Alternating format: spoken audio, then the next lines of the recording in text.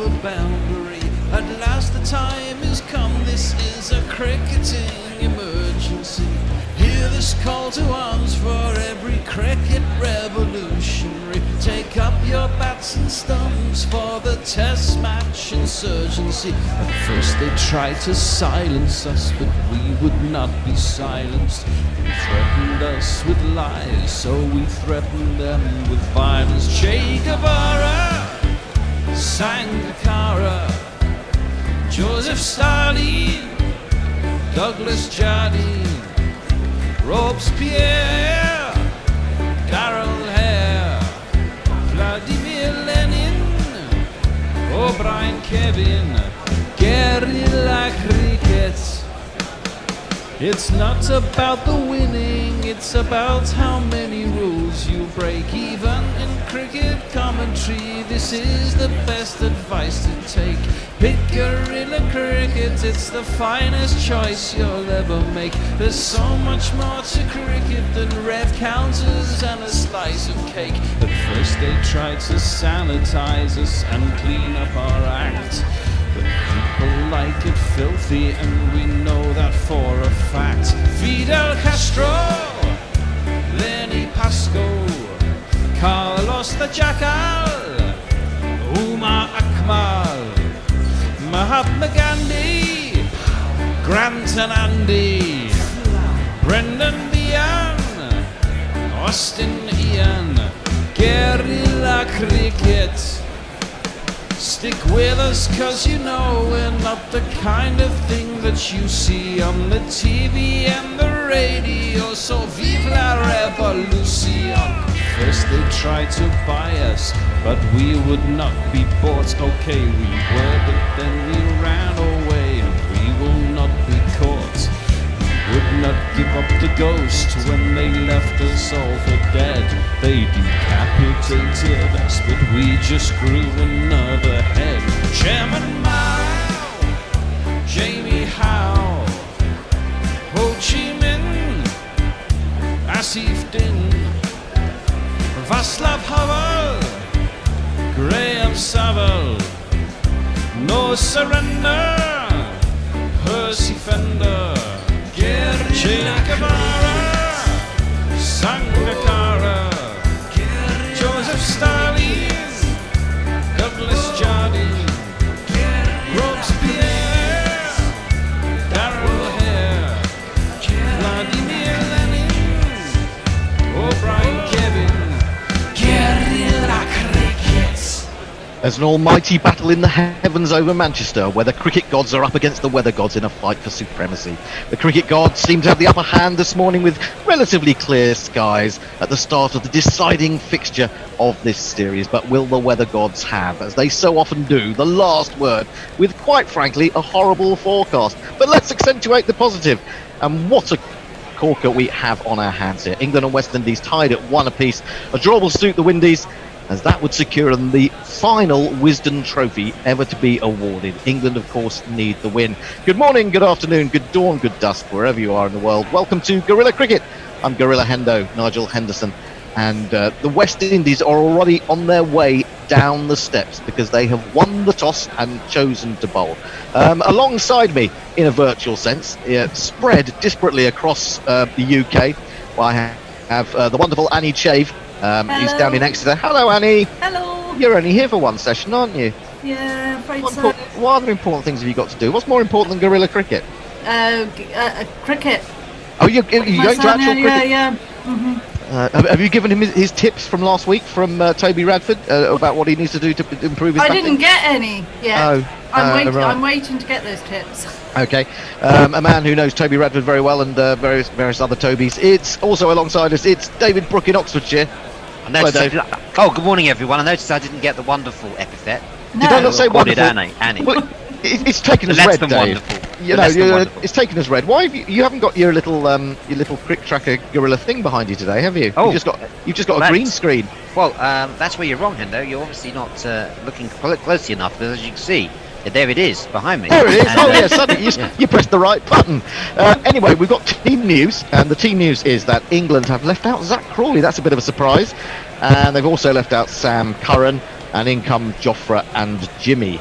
Ben Stokes will bowl if he finds that things are going all right during the day or during the test for West Indies. The moment we've all been waiting for. At last, 22 stone of pure muscle will be unleashed on Old Trafford. Hakeem Cornwall is in the team. How excited are we? Yes, well, we might not get to see much of him today, though. But, sorry. Oh. We might. Well, Very hang on. excited. Yeah, I think we will, because You reckon he will? well, Yeah. the thing is, he's come in place of Alzari Joseph, Yeah. and which means that West Indies are going to have to bowl a hell of a lot of overs of spin, because Shannon Gabriel, who knows how many overs he's going to last. Kemar Roach and Jason Holder won't want to over bowl himself. And so you've got to have a lot of overs of Chase and Cornwall. I'm disappointed that Alzari's been left out. But, I think that's leaving strange. out the youngster. I mean, he's the really up and coming, and he's very dangerous when he does hit his straps. Maybe apart from that one spell, maybe he's just slightly disappointed. And a reprieve for Shea Hope. I mean, Well, absolutely. the knives were out well and truly. We really thought that after the comments from West Indies coach Phil Simmons about, players who are concentrating on their own form rather than the team will have to sit on the sidelines. We thought that was a dig against Shea Hope. Obviously, they've patched it up. He's been given one more try. I mean, no England player would ever have stayed in a team for 3 years since their last big score, would they? No way anyone would have been given a run of 3 years. I know West Indies play less Test matches than England, but Shea Hope's a bit lucky, I think, to cling on. Disappointing also for some of the other guys who were knocking on the door, like Ray Reefer and Kuma Bonner. I think, when you've been on a tour like this and you've been together, it would have been good to have seen some more, one or two more changes. But yeah, the England side, one of my pet hates is hearing Jonathan Agnew use the word funky, and I'm afraid I heard him use it this morning, and I felt ill. I had to actually go to the small room. I felt so ill. He described it as a funky selection. I mean, did he know anything about funky? I don't imagine that you've got. Have you ever heard anything funky? Well, People use the word funky without. What surprises me, David, that you don't have an absolutely palatial little room in your mansion in Oxfordshire. I imagined it spread over many an acre, and it wouldn't be. I mean, the little room, it was probably about 50 metres square, wouldn't it, for Oxfordshire? What, for the Kazi? Yeah. It would probably be gold plated, I imagine. I should think that's so. right. Yeah. No, we're talking. You got me wrong there, Hendo. We're talking downsize and rustic. Oh, okay. Downsize and that's rustic. my whole shtick. Yeah, rustic. Sounds like a song by Andy Fairweather Low. Downside and rustic. I've gone and done it again. I've gone and done it again. I don't suppose many people know what we're talking about because they're much younger than us. Yeah, no, good, I anyway, don't. good. No. No, Good. Let's keep it exclusive. keep it exclusive to old people. Keep people out. Absolutely. Anyway, the teams are out. They've been wearing red caps because this is a game in memory of Ruth Strauss, of course, Andrew Strauss's wife, who tragically died of lung cancer. And they're all wearing red. It's a shame that there is no crowd to wear red. And you can donate. If I can find the donation details, they were up on the screen briefly. I will tell you about them, but for the time being, I haven't got them to hand. Have we been joined by anyone on the Twitter sphere, Annie? We've been joined by Merchant Engineer, who says in capitals, Rakeem Cornwall. I think might be quite excited to have Rakeem in the team. And Jay Grover says, morning all, I'm jolly excited to see Cornwall and Roots Strange Twisted Fierce Soul Pretzels at number 3. Well, that's another odd thing, isn't it? Joe Root, the man who tells us he doesn't like to bat at that number 3, has now moved himself up to incorporate an extra bowler. Well, perhaps that's because the opening pair have been staying there a little bit more than usual. Well, he's a bit unlucky. If you were looking at... Sorry, Hendo. I think it's good that they've given not to leave out Wokes. At least Wokes is still in, because it would have been hard on Wokes to be dropped. And I think it's fair enough. It doesn't really matter where the captain bats. He shouldn't worry about that. It's the team. It's the team. There's no I in team. And Joe has shown that today. He comes out at number 3. It's not about his position in the batting order. It's about, putting out the right balanced side. And if the doubt over Stokes, then bowling, then keep Wokes in. Good. Yeah, I think Hendo's frozen by the look of it, David. Well, he's been frozen like Austin Powers. He's been only been unfrozen after 30 years. Let's just describe the West Indies players taking the knee, and the England players, I should say. And for and Jason Holder there, the very proud man, and all the support staff around the boundary, all taking the knee. The West Indies players holding up the Black Club, Black Lives Matter, and in the background there is the red for Ruth. You say Old Trafford is already pretty red with the point and everything, but now we've got the red. Not quite the same without the crowd joining in, though, Annie, is it? Without these red days, yeah. Absolutely, I feel a bit bad not wearing red myself. Actually, what about you? Well, I must admit, it hadn't occurred to me that it was a red test. I feel like I should rush off and get some red. I've got red nail varnish. Lippy, well, there we go. There we go. No surprise to see Raheem Cornwall taking his place at first slip. He's a very good pair of hands and very, very good slip fielder. Won't let anyone down there. And the news being that West Indies have left out Alzari Joseph and are playing Raheem Cornwall, and England have left out Sam Curran and Zach Crawley in favour of Jofra Archer and James Anderson. They probably would have liked to have bowled with that lineup, but as it is, West Indies have won the toss and put England in again, having not learned the lesson from last test. I mean, have you seen the records at Old Trafford, Annie? About sides batting second don't tend to win very much. But anyway, it's first ball. Here's Roach, bowls round the wicket, and Burns doesn't quite know where that's gone, but it's gone round the corner for a single, and we're going to have some jingles. He ain't no dope, he ain't no weed. That Kemar Roach, he deals in speed. There goes Kemar Roach. A single off the bat off. Hello everybody, Knuckle and Pandey here, jumping in on as summariser while Dave takes over ball by ball, while Hendo reacquaints himself with Zoom. And it brings this man to the flight.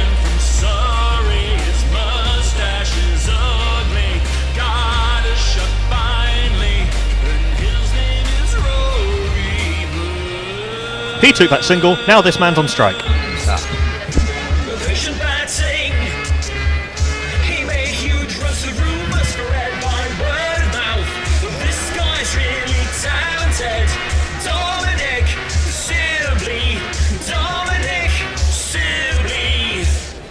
It is indeed Dom Sibley, or what's his name, as Phil Simmons referred to him during the post-match press conference. Here's Roach, he bowls outside the off stump. What's his name leaves it alone. Do you think that's a measure, Annie, of the fact that Simmons doesn't really go in for detail? Yes, obviously. He obviously hadn't batted long enough, Sibley, for him to notice him. It's extraordinary. He didn't even look. Sometimes people might guess at the name or ask to be prompted. He just said, "What's his name?" Yeah. Roddy Estwick yesterday was quite was quite. What are you thinking about that? Roach bowls outside the off stump. That's almost a wide, and Sibley's obviously not going to have anything that to do. Knackle, we'd love to hear the end of this sentence. Yes, indeed. So would I. Quite deliberate in mentioning Dom Sibley's name, I think, to try and make the point. Right. Yeah. Someone just said. Who was it who said in the last? We had a nice tweet during Sibley's innings that. Thingamajig did. Thingamajig. Thingamajig said, "What's his name's innings?" Well, the type of innings that you'd like to read about in the paper the following day, rather than actually having to have sat through it. Here's Roach, and Sibley's not going to play anything outside the off stump like that. That's 3 from Roach that have been there, and Sibley has yet to need that piece of wood in his hand, and Gabriel is going to be bowling the second over in a moment, but Roach has taken the first one. So now Alzari Joseph, so you've got Jason Holder and the 2 spinners. I'm a bit surprised that Shannon Gabriel is going to be playing his third back-to-back test. And now is only one of 3 fast bowlers. Indeed, very surprised about that. Roach again, let's see if he gets this one on target. That's better, that's Sibley has to play at this. Think about a single. Rob Burns has come a long way down and has to hurry back. There's no run there, and with a lack of communication between the 2 rookie openers, Rory Burns and what's his name? That would be ironic, wouldn't it? A run out in the first over between these 2. Yeah, I can imagine the departing batsman saying, "How ironic." But that's exactly it's like rain on your wedding day. At that feat, Rory Burns only just got back in time for there being a slightly sharper throw from John Campbell. It might have been a different result. So One ball on target from Roach, who's just finding his range here, and so West Indies winning the toss for the second Test match in a row at Old Trafford, choosing to field. Roach bowls the last ball. That's on target as well. It's uphill for LBW. He's given him. He's out. LBW. The breakthrough. Sibley is gone. Kemar Roach has got the wicket, and England are 1 for 1. For now. They're talking about reviewing Sibley and Burns. It looked pretty straight, I've got to say. And Rory Burns has sent Dom Sibley on his way. So Dominic Sibley, a series of very much for the openers, 250s, a massive 100, and now a second duck. Then he waddled away, waddle. That squared him up nicely, and terrific ball from Roach. It took a while to find his range, but that one just straightened up nicely. Roach was very confident in his appeal, and for once there is no review, and that was good advice from Burns, who would have struck right in the middle of the top of middle stump. Annie. Wow. Yes, sorry, I've got Crick Tracker up, and I've got Warren Davis saying good morning from East Aura, New York, and I've got Sunil Apahia saying good. I've also got on Twitter, Leah says, morning all, always a marvellous day when Rakeem gets to play. Ralph the Wonderlamb says, morning grillers, morning everyone, thank God it's Friday for many, many reasons. Yeah, I'm with you on that. And Muttley says, woof, morning all, this Lego set is order of the day while I tune in. You're still wonderful to the rest of us, David, love and sausages. And it's a, I'm not quite sure what it is, it's a Lego City set anyway. And Leah says, let's hope the wicket spins, Holder bowls chase from one end, Cornwall from the other, and Holding's head explodes in the box, having to commentate Windy's bowling spin from both ends. It wouldn't be the first time. The West Indies pitches have been spinny, certainly up until the last year, and of course they did beat Afghanistan in India. Yes, but Michael Holding's not going to like it anymore, is he? No. So should say sorry. That's Leah's point. Yeah. But anyway, Leah, I'm with you on that, and I'd really look forward to a Friday more than this one. I'm just sorry that this isn't a 5-test series. We could have really enjoyed a 5-test series against West Indies, rather than cramming 3 against Pakistan. But no doubt that will have its own appeal. But I remember the days of the 5-test series against West Indies. It's been a while. Yeah. Well, it has been a while. Last one I think moment, was in 2000. Gabriel to bowl the second over, and that's tucked away by Burns for no run. Let's have a jingle. Shannon Gabriel.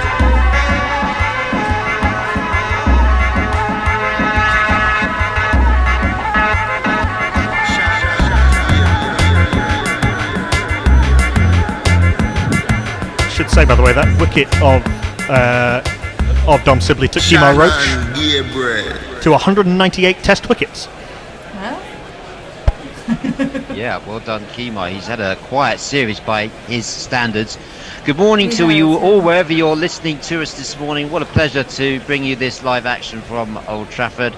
The second Test match there, the third of the series. Here's Gabriel bowls outside the off stump. Burns gets well out of the way of that one. And Rory Burns could do with a bit of a score. Hasn't really scored anything against West Indies. Didn't do so well in the Caribbean. And is he suspect to extreme pace and bounce, we wonder? The Australians tested him out a lot during the Ashes series, and there was a stat that with every test the number of short balls he faced went up and up and up. But he did find a method of dealing with it. He's got some starts in this series. It was a good delivery from Kemar Roach that got Rory Burns. It just got Dom Sibley. It just held up from that wide of the crease angle that Roach creates, and it was a good delivery to a new man. Roach looking pretty happy with life down on the boundary as he watches Gabriel coming in. That's down the leg side, nicely clipped away by Burns, but the man at short leg gets a boot in the way. I think that must have stopped that. It's a good bit of fielding. Austin Chase finds it quite amusing. I think it was a boot there from the fielder in at short leg, who I'm struggling to see who that is, and under the helmet, under the lid, and still can't see who it is. Oh, it's Shamar Brooks. Yeah, Shamar Brooks, the man born to bat, according to a very interesting article in Crick Buzz. Not to be confused with Crick Tracker, who we much prefer. And as you can see on the advertising hoarding behind me, and our coverage is going out on Crick Tracker. Hello to everyone listening to us on Crick Tracker. Send Annie your greetings and your name, and we'll give you a name check. Here's Gabriel bowls, and Burns plays at that one outside the off stump, and let's give him the benefit of the doubt. He might have taken his bat away. Also, you can tweet us at Gorilla Cricket or contact us on any of the social media platforms that you're watching on. Annie is here to take all your messages and to answer any questions. Tell us where you're listening to us from, or even watching us from. Any exotic locations, an award given to the least exotic location this morning. But please, particularly also tell us if you are watching us on Hot Mic. Yes, Hot Mic is the latest app that enables you to sync your picture to our coverage, amongst many other things. Here's Gabriel. He bowls, that's real wide down the leg side, and Burns has a go at trying to make contact, but it's too wide even for him. So Gabriel's not got his range quite right yet, but one or two people surprised that he kept his place in this team, given that he. Well, I mean, there's one. There's two right here. There's one you, Dave, and one me, and we talked about this just the other day on our podcast. Well, he didn't bowl as well in the second test as the first, so he's obviously convinced the management that he's fully recovered, and he's denied a first appearance to Shamar Holder, who might have taken his place today. But that's all hearsay now. It's done and dusted. It's Shannon Gabriel looking to add to his incredible strike rate with in terms of clean bowls. Here he comes, right of the crease. That's flat batted away by Rory Burns off the back foot. It's an effective shot because there's not many people in front of the bat. He's only going to get 2, I think, and but it's off the mark. So no, sorry, he was already off the mark. So Burns is now on 3. Root it is who's come out, and England are 3 for 1 at the end of the second over. Annie. Pirate Badger on the run says, I confirm Hendo as a millennial. I haven't a clue what you're talking about. Thank you, Pirate. Jay Grover says, I'm with Dave. The word funky caused me to insult a porcelain Ganesha. He looked very intimidated, mind.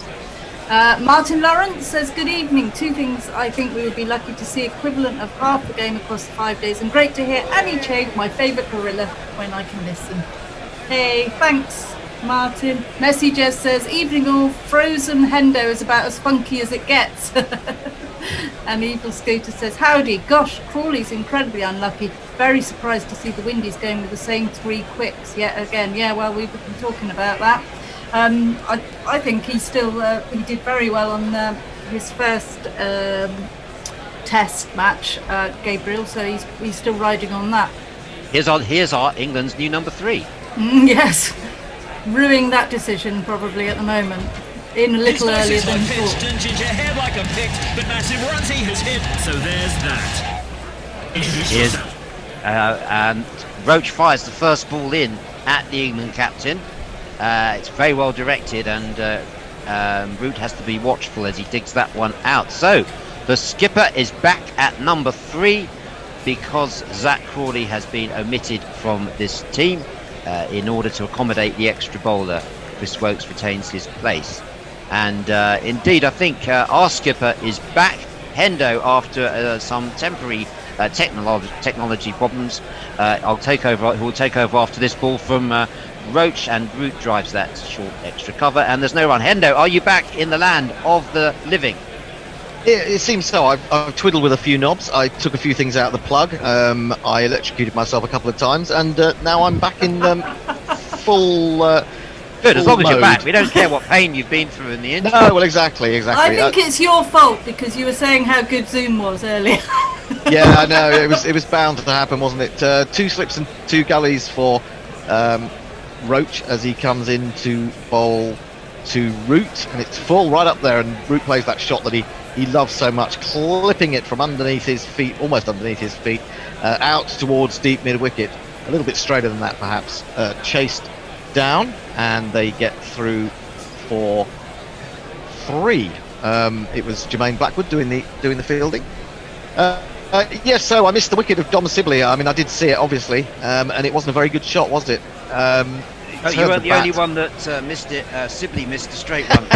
It did, no, to be fair, it straightened, and it was the first one that Roach got on target. It might have taken Sibley by surprise. Yeah, it wasn't a great shot, and Sibley's back in the hutch. They didn't review it, which is you'll be pleased to hear. Yes, indeed. Well, I've missed the whole of Sibley's innings, but I mean, that's not the worst thing, is it? Missing a Sibley's innings, to be fair. From a purely aesthetic point of view, outside the off stump, bowl to the left-handed Rory Burns. Rory Burns needs to score, doesn't he? 3 not out. He has, like so far. Knackle was saying, he's had some starts, but not really come on, has he? This is absolutely true.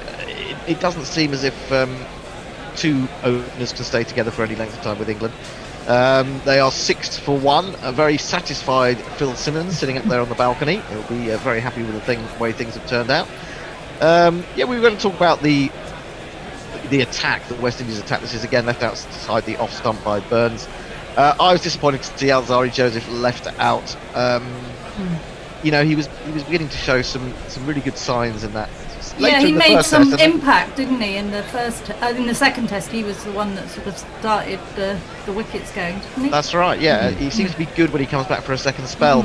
Shannon Gabriel, we wait to see. Well, we wait to see. We've seen him bowl an over, but how he will stand up to the rigours of a whole day again, we shall see. In comes Roach, bowls a full ball, and Burns is forward to this one, gliding it away off the face to backward point.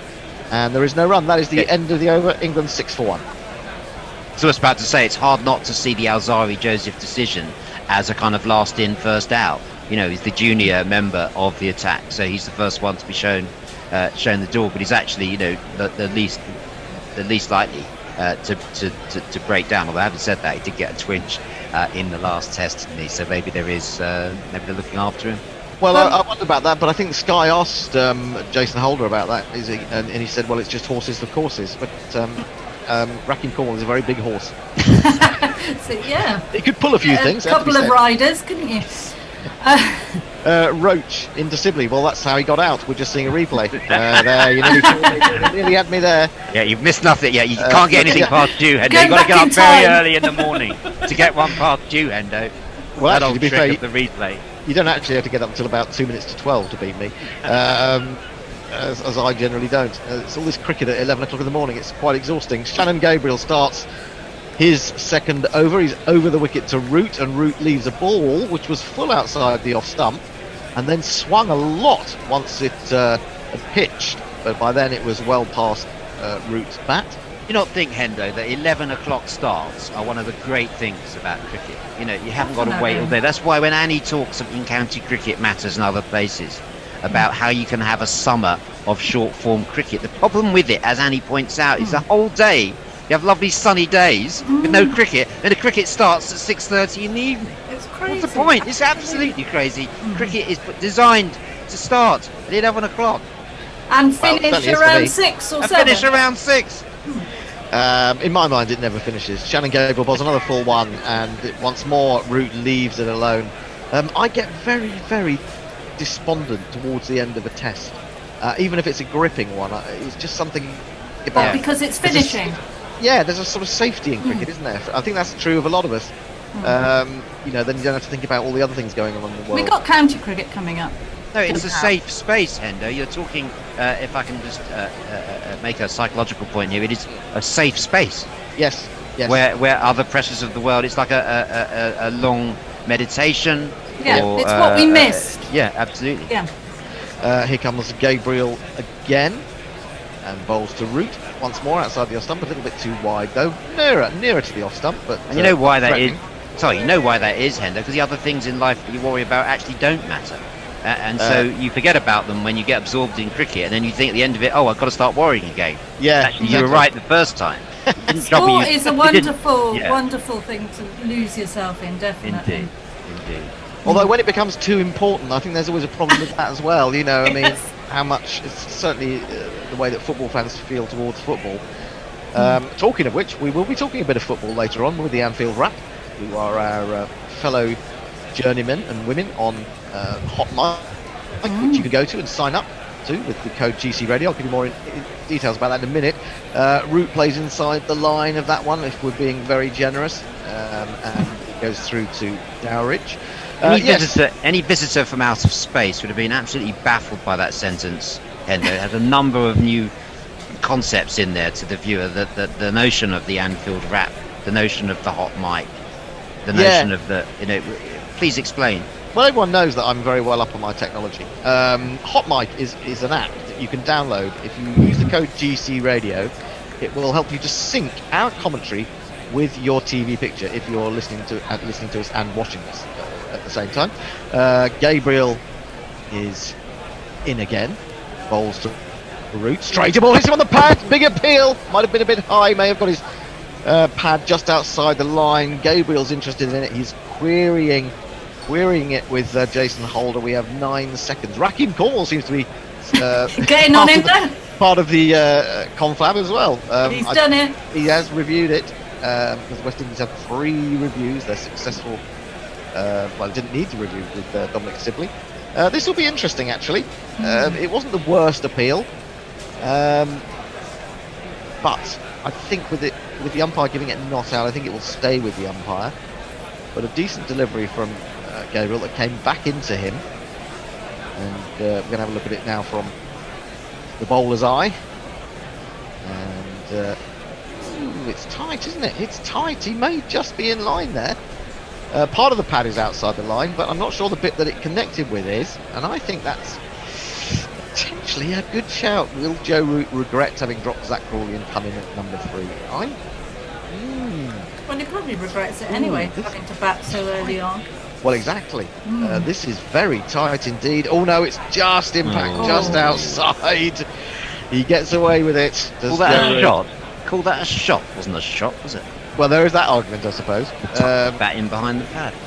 Yeah, we did see that a couple of times. I think Dowridge did it a couple of times before he actually got LBW.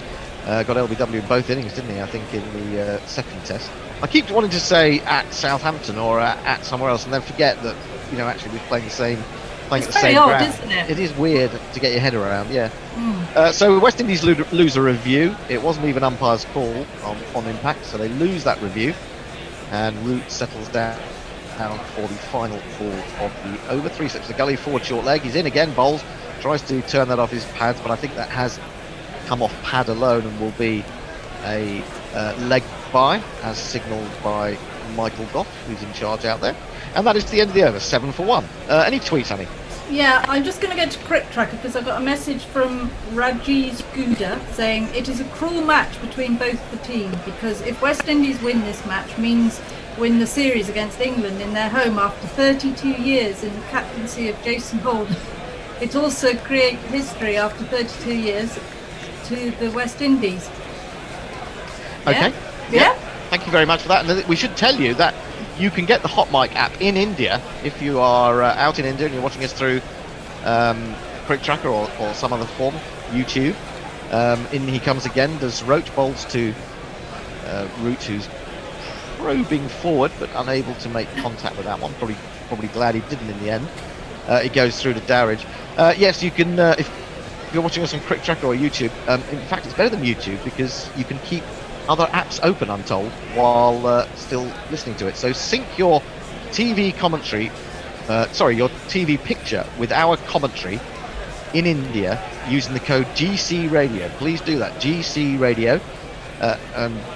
Roach pulls out of the next delivery. He was right in his delivery stride. I'm not quite sure what happened there. Maybe Root wasn't quite ready. It's a long run for Kemar Roach for no reward, so he has to troop back to the end of his mark. So please join us on Hot Mic, hotmic.io. Use the code GC Radio. That will sync your TV picture with our commentary and whisper it quietly. It gives us a little bit of a financial boost. Tiny one, but the more of you that do it, obviously the better. Roach in again to Root, outside the off stump, left alone again. And through Dowridge it goes. So there we go. Hot Mic is alive and well in India. So please, if you're watching us or listening to us in India, not just India, though, is it? Not just India, but the whole of the world by now. So I mean, on the basis that there are 5 billion of you out there, human beings, or something like that. If you were all to sign up to Hot Mic, we'd be millionaires. We'd be $5 billion richer. And that could do all sorts of wonderful things. Roach in Root draws his bat inside the line of one that was a little bit shorter of length, hint of movement away. Hey, this is the best we've seen of Kemar Roach this summer. It's a really, really good spell, this. Well, you're a big Kemar Roach fan, are you not? Dave? I am. I've been disappointed with him to date, but he's looking very dangerous in this spell. Is he bowling a bit tighter? Is he a bit I think he's bowling quicker. He's bowling quicker. Yeah. Getting more bounce. Do you think there was a sort of lack of confidence? The fact that he went wicketless in the first test, he was Maybe fitness? Fitness, yeah, maybe been a bit tight. And again, Root is not ready, and Roach is going to be furious now. He's going to have to bowl him at least You can't say there's someone behind the bowler's arm, can he? Well, it could be. I suppose it could be a cleaner. It's poor gamesmanship from Root. Well, yes, it is in one sense. The other thing is, of course, if you're a batsman, the last thing you want is a bowler to get into his rhythm, and if he turns so quickly and you're not ready, it is kind of irritating. In comes Roach, bowls a big, loopy Yorker length delivery, but it was way down the leg side. And you should be ready. He's walking back. It takes him long enough to walk back. You should be ready. What is he doing that's more important than facing the next ball? Making a phone call? Well, he may be. I mean, he may be actually just trying to knock Roach out of his rhythm. Perhaps if he's. Well, that's what I mean. That's gamesmanship. Well, I suppose it is. But then he could argue that it's gamesmanship if the bowler turns more quickly than you expect him to. 2 slips, 2 gullies, 2 fine gullies, really. Actually, they're brilliant. Defended on the front foot towards mid-wicket. Spoken as a batsman, Henry. Yeah, well, I do speak as a batsman, I have to say. Yeah, and of course, I should remind you about Hot Mic, going back to the technology, that it doesn't cost you anything to download that app, but it does benefit us. So please, even if you're watching us in some other form and prefer that, go. I don't know why you would prefer it, because as I say, you can sync with our commentary, but please go to hotmic.io, use the code GCRadio to download the app, and we get a tiny bit of money. In comes Roach, 1 for 4. Final ball of his third over is 2 wide of the off stump, and Roach leaves it alone. A maiden, and it's 7 for 1. Tweets. I have tweets, yes. Mog says hello. Gosh, that's very polite of Mog. Yeah. Gorilla Cricket, no, the Evil Scooter says, yes, get in Kemar, that's a perler. Hombrenuthu says, morning lovely gorillas, looking at the forecast, we are tragically looking at possibly only 2 days of play. I hope and pray all the forecasters have had brain farts and we will have 5 perfect days to decide this test with play and not rain. Absolutely. Well, Ralph the Wonderlamb says, so it took the length of time I was brushing my teeth for England to become doomed. Yes. Nestler's, oh no, that's just replying. Harry there, Javier says, oh no, that's replying as well. I've got a few to catch up with, obviously. Derek Willis says, electrocuting myself a few times is all part of the morning routine. That's, absolutely. Yeah. Well, it livens you up a little bit, I suppose. It gives you a bit of spark. John Howell says he's listening to Gorilla Cricket on Hot Mic. Yay! In comes Gabriel. Bowls a short one to Burns. He got himself in a rather awkward position front on, and is lucky that it bounced as much as it did. It could have pinged him, that one. Struggling a little bit there. It was a good ball from Gabriel. But there is no run. Ravi Nair says, morning guys, Annie sounding gorgeous as always, thank you. Brooksy and Hendo looking like the top cricketer that they are. And yes, Hot Mic is working fine in India. That is good to know. We've also had a comment from Nachiket Joshi on Hot Mic, who says, this Hot Mic stuff is a godsend. So there, you've been told it's a godsend. Get on it, give us your money. Well, you don't give us your money, they give us money. Gabriel in, bowls to Burns, who gets a little bit turned around again. He's looking to turn that into the onside, and it straightens on him, so he just about gets the full face of the bat onto it in the end. Talking about Roach bowling better, I think Gabriel's bowling better as well. Yeah, he looks more refreshed, doesn't he, than he did in the second test. So maybe it was just a case of getting those muscles moving again, and an immediate reaction after the first test. Maybe now it's eased up, and he feels fitter. Of course, we'll have Stokes in at 4 today, because Zach Crawley has been dropped. There's a longer tail for England. So is Butler further up then? Yeah, I believe he will be. In comes Gabriel down the leg side this time. Burns can't clip it away off his hip, and a good diving stop from Dowrich. 7 for 1. I'm not sure anyone's scored a run since I've been back on commentary. It seems very slow at the moment. We're into the 6th over. England 7 for 1. But they were put in, and Jason Holder was asked at the toss you're putting them in again, after the second test. But I don't think that it was a mistake putting them in the second test. I think the conditions overhead were perfectly conducive to good swing bowling. Maybe they just didn't bowl well enough. And England finished the day on 207 for 3. Gabriel in again, past the umpire, bowls to Burns, hits him on the padders again. He's looking to turn into the onside with that angle. Fails again to make contact. Stats would say, Hendo, that teams batting first, Old Trafford, much better record. Very difficult to win batting second at Old Trafford. What would you say to that? What would you say to the hundreds of years of stats? I say stat, out damn stat. I think you can do too many things with stats. I mean, because you never know from one year to the next what a pitch is going to be like at any given ground. These days, I'd say different. I'd say you can do anything with stats. Well, you can, you can, but I don't. Those people that rely solely on stats, I think, are failing to understand the notion of intuition and things like that in cricket. Gabriel in bowls and Burns flicks away. There is a man at back with square legs, so they won't get a run. Hendo, if you intuited the result of the last test, you'll see that it did follow the stats pattern. England won, and West Indies, having inserted England, lost. Right, if they'd taken first knock, they'd be holding the Wisden Trophy now. If you had intuited that that Dom Sibley was going to score 100 and Ben Stokes was going to be a genius, then yes, I think you would have intuited that would have been the wrong decision. Do you think if you'd correctly intuited that Dom Sibley was going to score a century, you'd have found something else to do for most of that day? I think that's a few jobs around the house, maybe some multitasking. No, it's good to listen to, not necessarily need to watch every ball. In comes Gabriel again. Burns again. He's trying to clip this off his hip, although I think that's gone down for 4-leg buys. It's been given us buys, in fact, because I was going to say that if it had gone off a hip, it might have been given as a dead ball because Burns was trying to get his bat up and out of the way of that one. Anyway, 4 runs for England. Breaks that run of dot balls. They move to 11 for 1. David.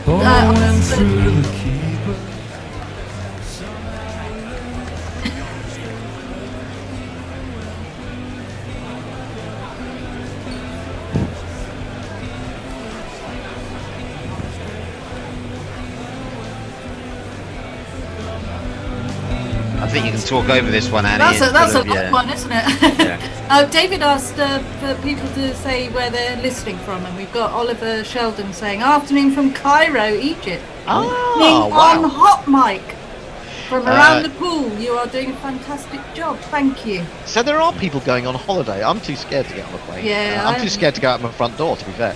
Well, Oliver could live in Cairo, Egypt. We don't know, and he might have a pool. Well, he could do, yeah. Oliver, let us know. Are you living out there in splendorous... And we have a change of bowling here. Yep, it is indeed. It's the West Indies captain who has intuited it's time for him to have a go. He's Jason Holder, ready or not. He's gonna take a wicket if you like it or not. And then Oh, he's in and he goes past Joe Root's outside edge with that away swing that he bowls so well. And Root, of course,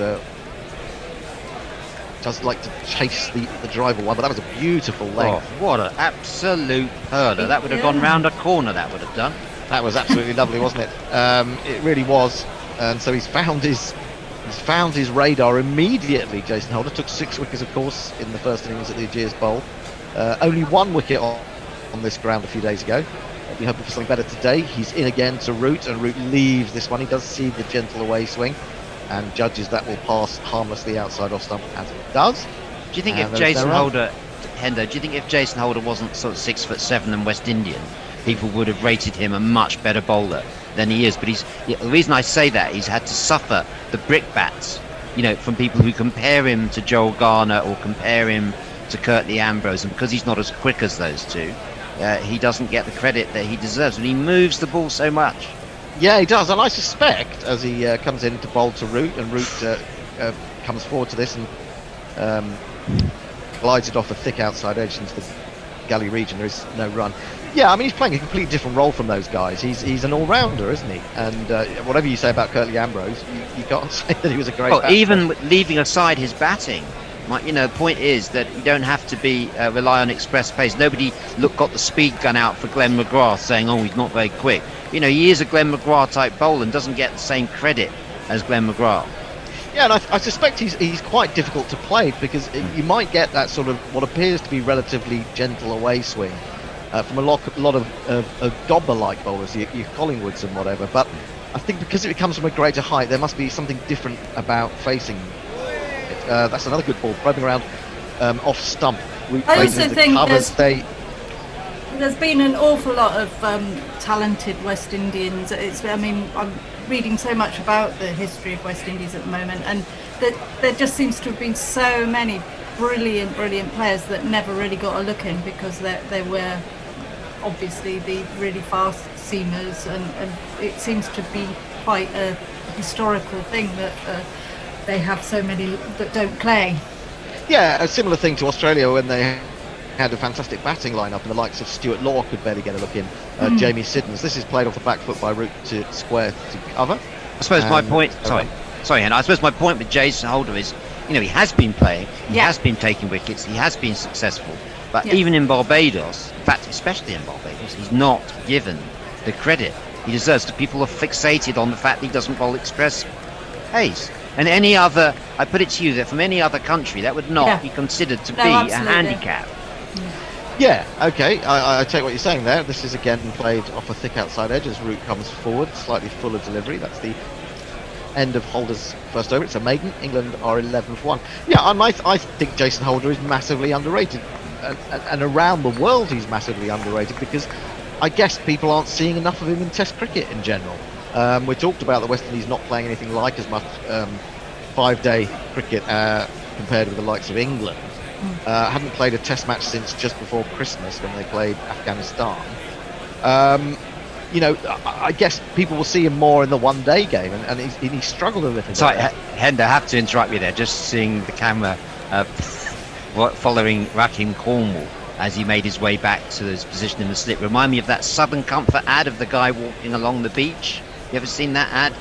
Oh, doesn't ring a bell. No, sorry. Try and find that one for you. Yeah. You will. He took his own time, let's put it that way. He certainly did. Well, I can imagine that he'll be in the slips probably most of the day, apart from when he's bowling.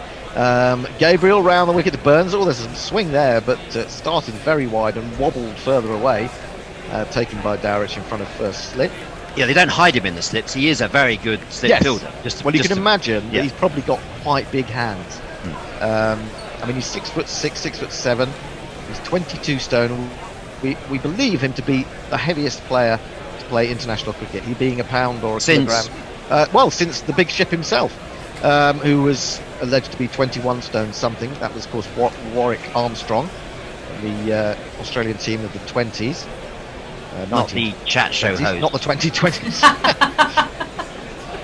So Gabriel comes in again. Just conceded the 2 runs. Bustling his way past the umpire, wide on the crease. Flicked away by Burns. That's a favourite shot of his, but they have put a man just behind square, and the ball keeps going straight to him. So can I stuck off 3? Can I just slip a shout out in, Annie, to Helsinki, to Stephen Langdon, who's a new consistent listener to Guerrilla Cricket. Fine chap, very good judge of the game. Just because he's in Finland doesn't disqualify him from that. Big up to you, Stephen, and the whole of the Helsinki cricketing expat community. Yeah, I wonder how much cricket is played in Finland. I imagine there is something in the capital. Whether there's much around the country, I don't know. Here comes Gabriel into Burns, and well, Burns was ready, but Gabriel wasn't. He got into his delivery stride and then pulled out. Oh, has he hurt something? That would be very bad news for West Indies had he done so. He doesn't seem... I don't think so. Well, he's having a little chat with Kemar Roach, who's wandered over from mid-off. I'm sorry, this is a... Hang on, he's feeling hamstring. He's feeling... Can I have a rant? Hendo, can I have a rant, please? Well, you're going to, by the sounds of it. No, only with your permission. Yeah, go on. Rant away. Well, I mean, this is so predictable. And that Gabriel would, and that's why going in with just the 3 fast bowlers, of which one is Gabriel, doesn't make sense to me. It would have been a much braver, bolder decision to have gone with the rookie Shimar Holder, fresh pair of legs. They got 25 players on tour. They've got Shamar Holder, they've got Keon Harding, they've got O'Shane Thomas, they've got Raymond Reefer. Why go in with anyone who's not 100%? I think you're not alone in your rant there, David. And he comes up and he's going to pull out. That's it. He's thrown the ball away. That is the end for the time being for Shannon Gabriel. Why put anyone in a team that's not 100% fit when you've got all those players on tour? Yeah, it does seem strange. Why did he do that? Yeah. Unbelievable. You know, Yeah. look, I'm right that camera should be on Phil Simmons because it's the job of the team management to make the right selections, and it's just too predictable, and it's very, very poor cricket from a very poor tour management and selection, and it shows a lack of bravery, a lack of guts to go in with someone who has fitness doubts but is of experience in favour of someone who is fit but doesn't have the experience. Doesn't make any sense Certainly at all. not brave. How do you get the experience unless you play a test match? They didn't want to play Shamar Holder because he hasn't played a test match. How is he going to get experience if he doesn't play? And you leave Alzari Joseph out. I mean, it just doesn't make any sense to me. And that's the rant over for the moment. Right, thank God for that. Can I just do a few YouTube people while we've got some time? You can after this ball, which is turned away. This time Burns has laid bad on it and found open area of field. Is that Bonner down there at long leg? I think it is. He's the man who's on as substitute fielder. Nkrumah Bonner, number 89, 13 for 1 England. Burns moves to 5. Nkrumah Bonner. So another man, all-rounder, who would have been chomping at the bit to get a cap, but as you say, they've been a little bit lacking in, I don't know, bravery, I suppose. Gone with what they know. Outside the off stump from Roach, Burns draws the bat at the last minute inside the line, and it goes through Darridge, no run. Well, here's coming back to what you were talking about with regards to batting first at Old Trafford. In the last 10 tests, the West Indies have won 6 of them by bowling first. So that is just what they prefer to do. But also, I suppose the other thing you can think about is that with 2 spinners, as Roach is in, bowls, defended by Burns just outside the off-stump, ball rolls a few yards from him. You would possibly want those 2 bowling on the final day if it gets to that point, trying to bowl England out. So it's a strange decision all round, I would think. I totally understand why they bowled last week in the Test match. Not quite so sure today. Anyway, Roach turns and runs in rapid explosion. Is played nicely by Burns into the onside. They'll take the single as the man at mid-on comes round to field. And Burns moves to 6, 14 for 1 England. Sibley the man out, LBW to Roach for a duck. It's feast or famine with Sibley these days, isn't it? He's had a couple of noughts and he's had 100 and a 50. So it's if he gets in there, he's going to stay a long time. But he does seem to be a little bit open to dismissal early on. Root has 3 from 21, Burns 6 from 22. England is very slow and very watchful at the moment, although they may be cheered by the fact that Shannon Gabriel has limped off. I'm watching steam coming out of David's ears. YouTube. I'm going to say hi to Moosin. I'm going to say hey. Alan Turfmore says hi all. I'm 2 miles away from the ground. They should put a big screen up in the park so we can watch. It's a good idea, actually. Well, then they'd have to have people making sure that you were social distancing in the park. Oh God, yes. So it breaks down a little bit that one. I mean, the whole point was not to have a crowd in the ground. Rather than that, would you want a crowd in the car park or in a park? Defended by Burns up to mid-off as Jason Holder starts his second over. We'll have a change at the end of this over. Jono is going to come in with Tony on ball by ball, and Annie, you're going to stay there. You're going to stay and do penance. I now understand why Fred Truman spent the last half of his broadcasting career just shaking his head going, I don't know what's going off out there. He kind of played it up, didn't he? Camped it up towards the end and just played into that role. Yep, here comes Holder again. bowls to Burns from over the wicket, which is a little bit surprising, as right-arm bowlers have tended to operate round the wicket to left-handed England players in this series. This one's played to gully, and there is no run. So has Shannon Gabriel left the field? Yes. I mean, pretty it's sure he just extraordinary. I mean, Shamar Holder, Alzari Joseph, Raymond Reefer, Keon Harding, O'Shane Thomas, what must they be thinking? You've got 5 quality pace bowlers over here in this squad. No, none of them get a game. Holder into Burns. Burns comes forward, wants a run to square leg, but he's sent back by Root, and there is no run as it's fielded at square leg. You know, Roddy Estwick, when answering in the press conference, the bowling coach, when asked about inclusion of Gabriel in the second test, said if they'd left Gabriel out and he'd taken 8 or 9 wickets, they'd have been criticised. That is timid thinking. It's not proper, brave thinking of the type that you get paid to do. I was critical of Phil Simmons before the start of this series on the grounds that he's done very little test match coaching. Holder in, bowls to Burns, defended again, a foolish ball on off stump. Do you think they just really want to win this series and they're too nervous to experiment? I think there is. You have to innovate thinking to succeed, and you're not going to win. If you stand in the middle of the road, you get knocked over. And even I also blame the administration for this sort of, oh no, the reserve players aren't eligible for selection because they're not being paid as much as the main players. I mean, that's just penny wise, pound foolish. Yeah, that seems odd. In comes Holder, bowls to Burns. Burns goes back, defends it down into the gully. Do you think any of it is to do with Holder? I don't. No, I don't. No. I don't think he has the deciding say. Not like Clive Lloyd, then. No, he isn't. He doesn't have that role in terms of team selection. You have to. This has to go to Roger Harper, Phil Simmons. They're the ones responsible for this, and they need to be held to account because you've now got Holder's got to bowl himself into the ground. 40 overs. Absolutely. That's to nullify his batting, and here he comes. We'll continue with that discussion as he defends this on the back foot. And they've just put England in, Hendo. They've just put England into bat. Yeah. All right, well, we know what Dave feels about this, but Dave's going to go and have a lie down. Yeah. I'm going to have a lie down. Tony, and I'm going to read some tweets. You are. Tony and Jono will be here very shortly. I'm right here, Hendo. Thank you. Excellent. Hello, Tony. I'll just read some tweets because I'm quite behind. PJ Mead says, morning grillers, are you getting excited at the resumption of county cricket? Yes, I am. Yes, indeed. I'm hoping to get to the Oval for day 3 of Middlesex and perhaps then down to Hove. I'm disappointed that Middlesex are playing behind closed doors. Even Radlett is better than nothing. I know. I would like to come back to that at some point. I'm sure we will, Annie. I'm sure. Jay Graver says, Butler at 6. What's the over-under on a 2?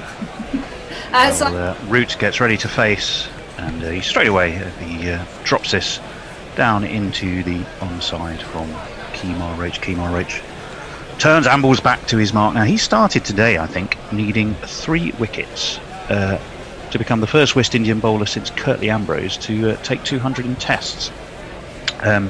So he's got one of those, so he now needs 2. So Curtly will be bowling well as well. So. Curtly will be strumming his bass guitar, sitting on the edge of his seat and watching Kemar Roach with interest, as are we. And Root is 2.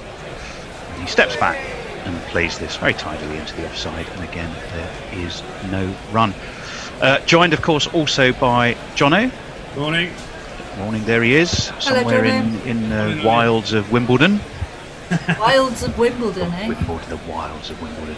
I can't get my background to work, so you've got my wife's shawl and a houseplant today, I'm afraid. Yeah. Looks more like a Trafford. Your wife's shawl? Yeah. Good Lord. She Mother Teresa or something, as this one is nicked away. Backward a square. They take a single. I think they will just stay at 1. So Root moves on to 4. Rory Burns, who's been fairly typical in his stoic defence and lack of early flamboyance. We didn't see much of Sibley's defiance and lack of early flamboyance because he got himself out pretty plumb. LBW, in fact, didn't even review, did he, Jono? It was that plumb. Yeah, I mean, I think he just knew, didn't he? Tried to turn it through the leg side and just missed a straight one. It's in probably 2/3 of the way up middle. Can't get any more out than that, can you? Well, we are looking at Phil Simmons. very much, I think, in the spotlight. A, for team selection. B, because David's had a right old go at him. As that one takes a streaky inside edge as Roach came around the wicket. It's going down to long leg. Burns gets himself a rather fortuitous single. Yeah, Phil Simmons in the spotlight. Curious, I think, team selection perhaps from West Indies. David is very not happy. Well, I heard. And he's right. He's absolutely right. You've got to, there's no point playing someone who's not fit. Well, it's not only that. I think, am I right in saying in the last test, Shannon Gabriel made no runs, which is probably no surprise, and took no wickets. As in comes Roach, and this is through to the keeper, no run. So effectively, his contribution to the last test was zero in every single department. So even if, as David quite rightly pointed out, or you pointed out, Annie, perhaps they're thinking in terms of experience over youth, because it's a must win, whichever way you look at it. I mean, they must have known that he was out of sorts there. He's not likely to suddenly be in sorts. Anyway, the decision's taken. It's not worked so far. In comes Roach, left alone by Joe Root, through to Shane Dowrich. Another one who you might argue is possibly lucky, Johnny, to have his place. Yeah, I think it's weird, isn't it? I don't know if you... I watched Holder's interview this morning with Ian Ward after the toss, and he was asked about Holder, Roach, Gabriel, I'll get it right eventually. And he tried, it was almost like he was trying too hard to justify selecting him. Oh no, he's definitely fit and he's looked really good over the last couple of days, and we can't wait to see him running. Well, alright, brilliant, but now you've just lost one of your key strike bowlers. Obviously, Shamal Holder's one, a young lad that they're all talking about really positively. I do think that it must be a case of we don't just want to retain the trophy, we want to win it, and so we feel that going in with experience is the best way to do that. It's backfired though, isn't it? And Annie, what do you make of England's selection? To me, I think they've got it just about right. Yeah, I was definitely. As Holder continues, Burns is forward. Three slips, a gully. Definitely up for Anderson and Archer bowling. And I wasn't surprised to see Crawley dropped either. No, I think that became inevitable when, I mean, if he piled on piles of runs in the last test, perhaps they'd have re-looked at that. But they desperately wanted, I think, to play Anderson, Broad and Archer, and I think, although there was the doubt about Archer for various reasons, we'll just wait for a second. In comes Holder. This one's tickled away off his hip very nicely by Burns. It's going to go down to long leg. They'll take a single. Yeah, I think Wokes is the right choice. I think they always wanted to play Broad, Anderson. Get the boys back together, complement them with Archer. They wanted the extra depth with the all-rounder, which they've got with Wokes. They've retained the spinner, so they've got some balance there. And if you're going to retain the spinner, something had to give somewhere, and Crawley is what gave. I know a lot of people would say Butler should be out as well, but I don't agree with that. I'm going to be in your camp at least till the end of this series, when I may decamp very rapidly. But we'll see what happens. In comes Holder, and that one beats the outside edge of a very tentative root thrust. Root thrust? Tough on that. Mrs. Smutty down there in Exeter. Mrs. Smutty. It was A, Joe Root, the batsman, who B, thrust forward with his bat, and which was in turn beaten like an egg. Through to Dowrich, whose place we were also questioning, and not surprisingly, Jason Holder throws up his hands. He's had another. Now he's got more on his plate to worry about. He's got the enhanced workload. He's going to be in again. Left much more comfortably this time by Root. Just that little bit of extra width. He's a man with a lot on his plate, isn't he? He's lost his main strike bowler. You've got to wonder if he. You're living in a bubble with these guys. You're going to know who's right and who's wrong. So maybe Gabriel will come back in the second innings, take a five for about 12, and everything will be different. But it's strange. 17 for 1 as Holder sets off from the Brian Statham end, and that one is left alone again by Root. Cautious start for him. with Curran, I think they see him as more of an impact bowler than Wokes, and I think maybe that's why Wokes has gotten the nod in the terms of they think he can bowl longer spells. And I think Curran, they see him like 4 overs at a time, come in, take a wicket, and then kind of disappear grazing again. Well, the only thing you could say about Curran is he's Mr. Lucky. I think, what is it, the last 8 or 9 tests he's played in England have won. Yeah. So he's associated with success in England. He offers you so many options. He can attack with the bat down the order when you need him to, but so can Wokes. Hold that thought as Holder looms in, and again he completely beats the outside edge of Root with an absolute perler. All the hands go up. Right, Jason I Holder really need to get on. So apologies to everyone on Twitter. There's been a lot, and I'm going to have Smutty to Annie miss from some of Exeter them. needs to read your messages. Jay Grover says, I'm on a summer sojourn in historic town, perched amid 7 hills and near the ancient River Don. A mere minute stroll from my bijou apartment will see the rustic shopping trolley sailing by. All is right with the well. Sounds lovely. And Oliver Sheldon confirms he does live in Cairo. That was a conversation from earlier. Leo Wicket Witch says, right before this series there was a T20 league in Finland broadcast live on YouTube, Hendo. So There was. Yes. Kemar Roach continue. Let's pop him in between balls if Okay. not much happens. Left, Annie. The Racketeer says, how many club cricket teams recognise the big lad at first slip field? Hello, here I am. Hello. Is that you, is it? My team call me the Hinge. Why? Because they say I don't bend my knees at first slip, so I can't be bothered. So I just bend from the I hip. thought because you were one half of a double act with bracket, but obviously not that. Not that. Kemar Roach again, looking for those 2 wickets, breathing down the neck of Curtly Ambrose, but that is absolutely exquisitely driven away through extra cover by Burns for 4. 2 + 2 is on man. And as ever, there's that pregnant pause as we wonder whether a jingle is playing or not. But I've watched the bear. I can watch this here. I watch the bear in the top right-hand corner. If he's looking fairly relaxed, which is most of the time, I assume it is. But that might just be he's had too many beers and he's just relaxed anyway. But so it's not a foolproof method, I've got to tell you. 4 or 5 away by now. Well, we're also looking at Shannon Terry Gabriel, who looks like he's set to come back on fairly shortly. 21 for 1 England. Roach coming around the wicket to the left-handed Burns, who meets him nicely forward. Annie, got any more quick messages? Well, I was just thinking I'd love it if he came on and got about 5 wickets. Now that would shut David up. Leo Wicket Witch says, effing hell, death, taxes and Shannon will be fit enough to play 2 consecutive tests. I know. Very good. Very, very good. 21 for 1 England. As ever, it's been a slow, watchful, careful test match start, really.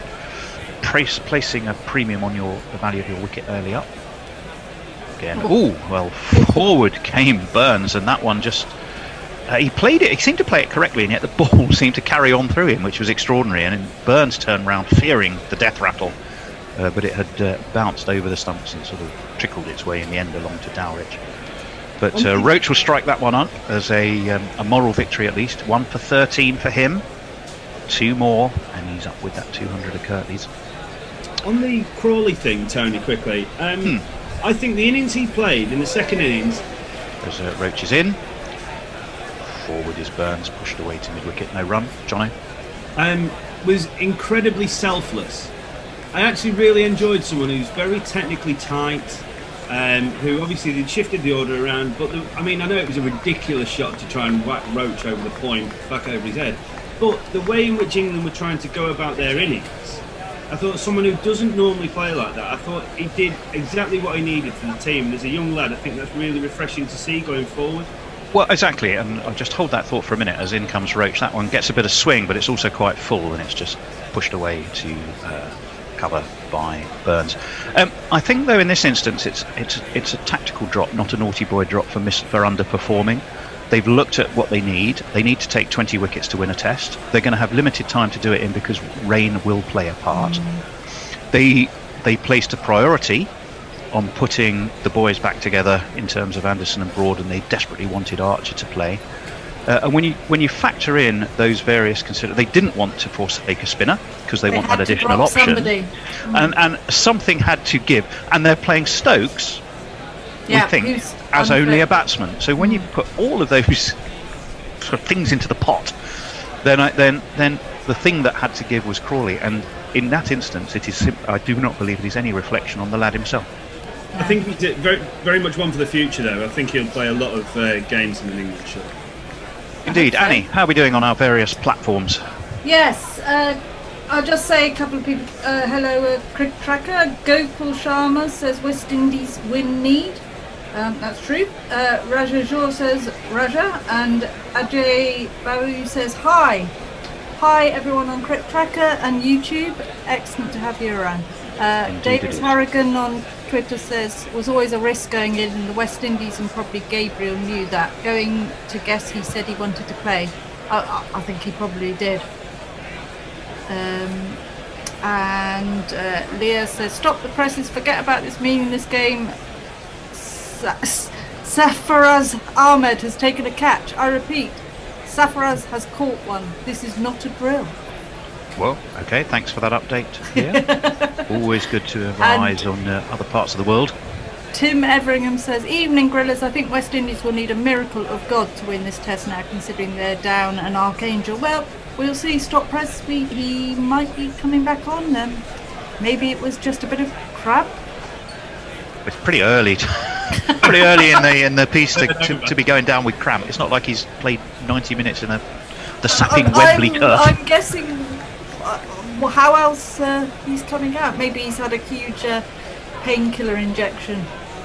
Could be. Well, the reason that we're chit-chattering away, apart from the fact I haven't seen any Frasers and John O'Frasers, and it's good to have a chat anyway, is that the players are having a drinks break, so we're catching up with events so far. The main event of which was, of course, an absolutely plum LBW for Sibley to be removed by Kemar Roach, who Annie seems to have gone from feast to famine in rapid order, doesn't he? Yeah. I mean, the other way around. Sorry, famine to feast. What am I saying? He's definitely looking a little bit nippier today, and more in line, really. So I don't think he's bowled badly in any of the tests particularly. I just think today he looked on the money. So it's really nice to see. Yeah. Other news, of course, was West Indies winning the toss and inserting England, and Gabriel getting, we think, some kind of niggle early on, and questions over his fitness right from the start, which if you've just joined us, you will have heard. Also, if you've just joined us, you will need to know that England are 21 for 1. The aforementioned Angel Gabriel has descended from the heavens, wings aloft, and is back on the field. He still doesn't, mind you, he doesn't look to be moving like a man who's particularly glad to be there. No.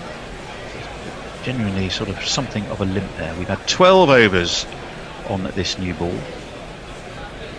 Let's have a look at the field for Holder. He has 2 slips, 2 gullies and a backward point, or indeed perhaps a very wide 4th slip, but it looks to me like 2 gullies, which is kind of interesting, as well as that backward point. In comes Holder, full left by Root, and through to the nimble Dowrich, who I like watching Dowrich actually. I know he has his detractors and he hasn't been at it with the bat, but I do enjoy watching him behind the stumps. 21 for 1. John Owen? Yeah, quick shout out, if I may. One of our lads, Sean Henderson's, tuned in to listen to us and follow us on Cricket Tracker. His wife shared a photo the other day of a bacon and banana pizza. Disgust. Disgusting.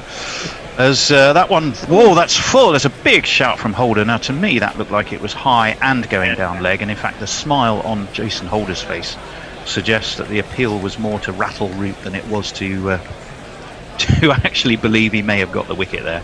There is no appeal. There's a bit of jocularity between. Was that Gough or Kettleborough? Oh, that was umpire Gough. Was it? High and going down, wasn't it? Yeah, it was. Yeah, there really was very little to commend that appeal.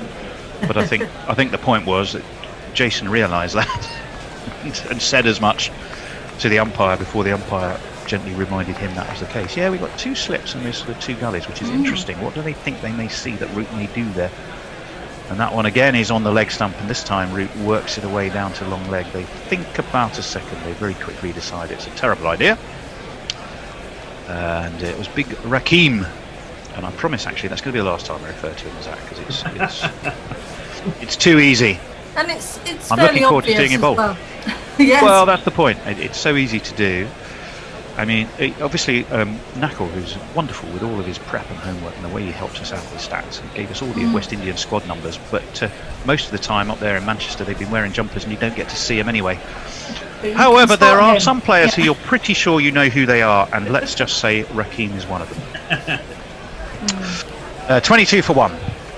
Burns is on 12. Root is on 5. Jason Holder none for 2, so he's bowled very tightly so far. He's halfway through his 4th over. He's around the wicket to the left-handed Burns, who flicks him nicely off his legs. It's down to long leg. They take an easy single, and as the right-hander and left-hander change ends, so too the field ambles across. And I've got time to say, Eve Scooter says, to be fair, David is the real motivator for playing Gabriel.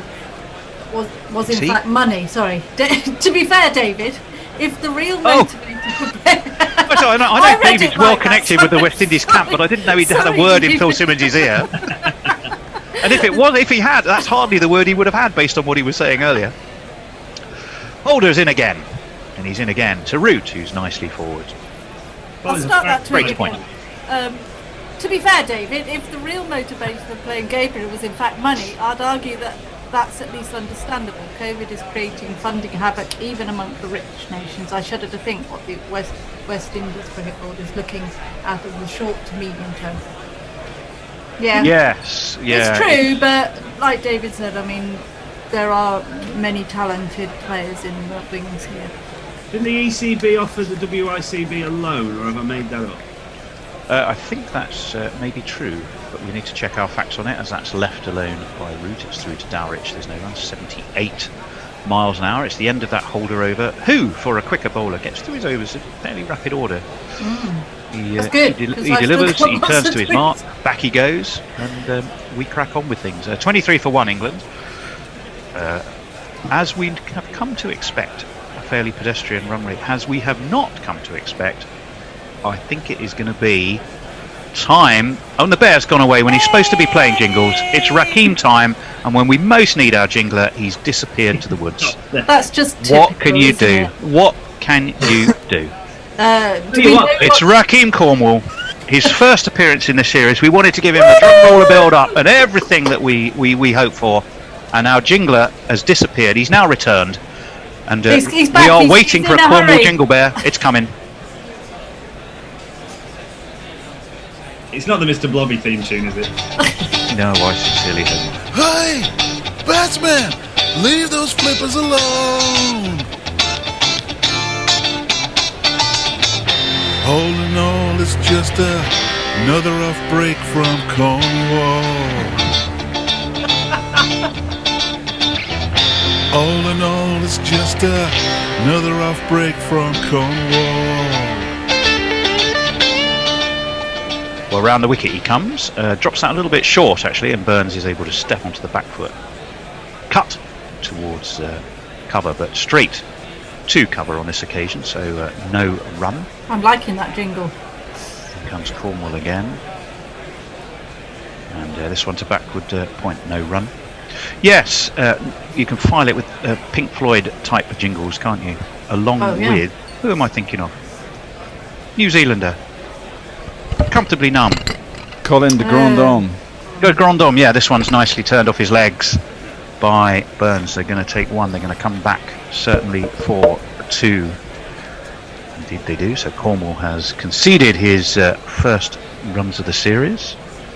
Tell you, if you worked in the factory and you needed some overtime, doing Cornwall's kit would be a fairly easy way of getting some, wouldn't it? What, you mean knitting it? or washing it?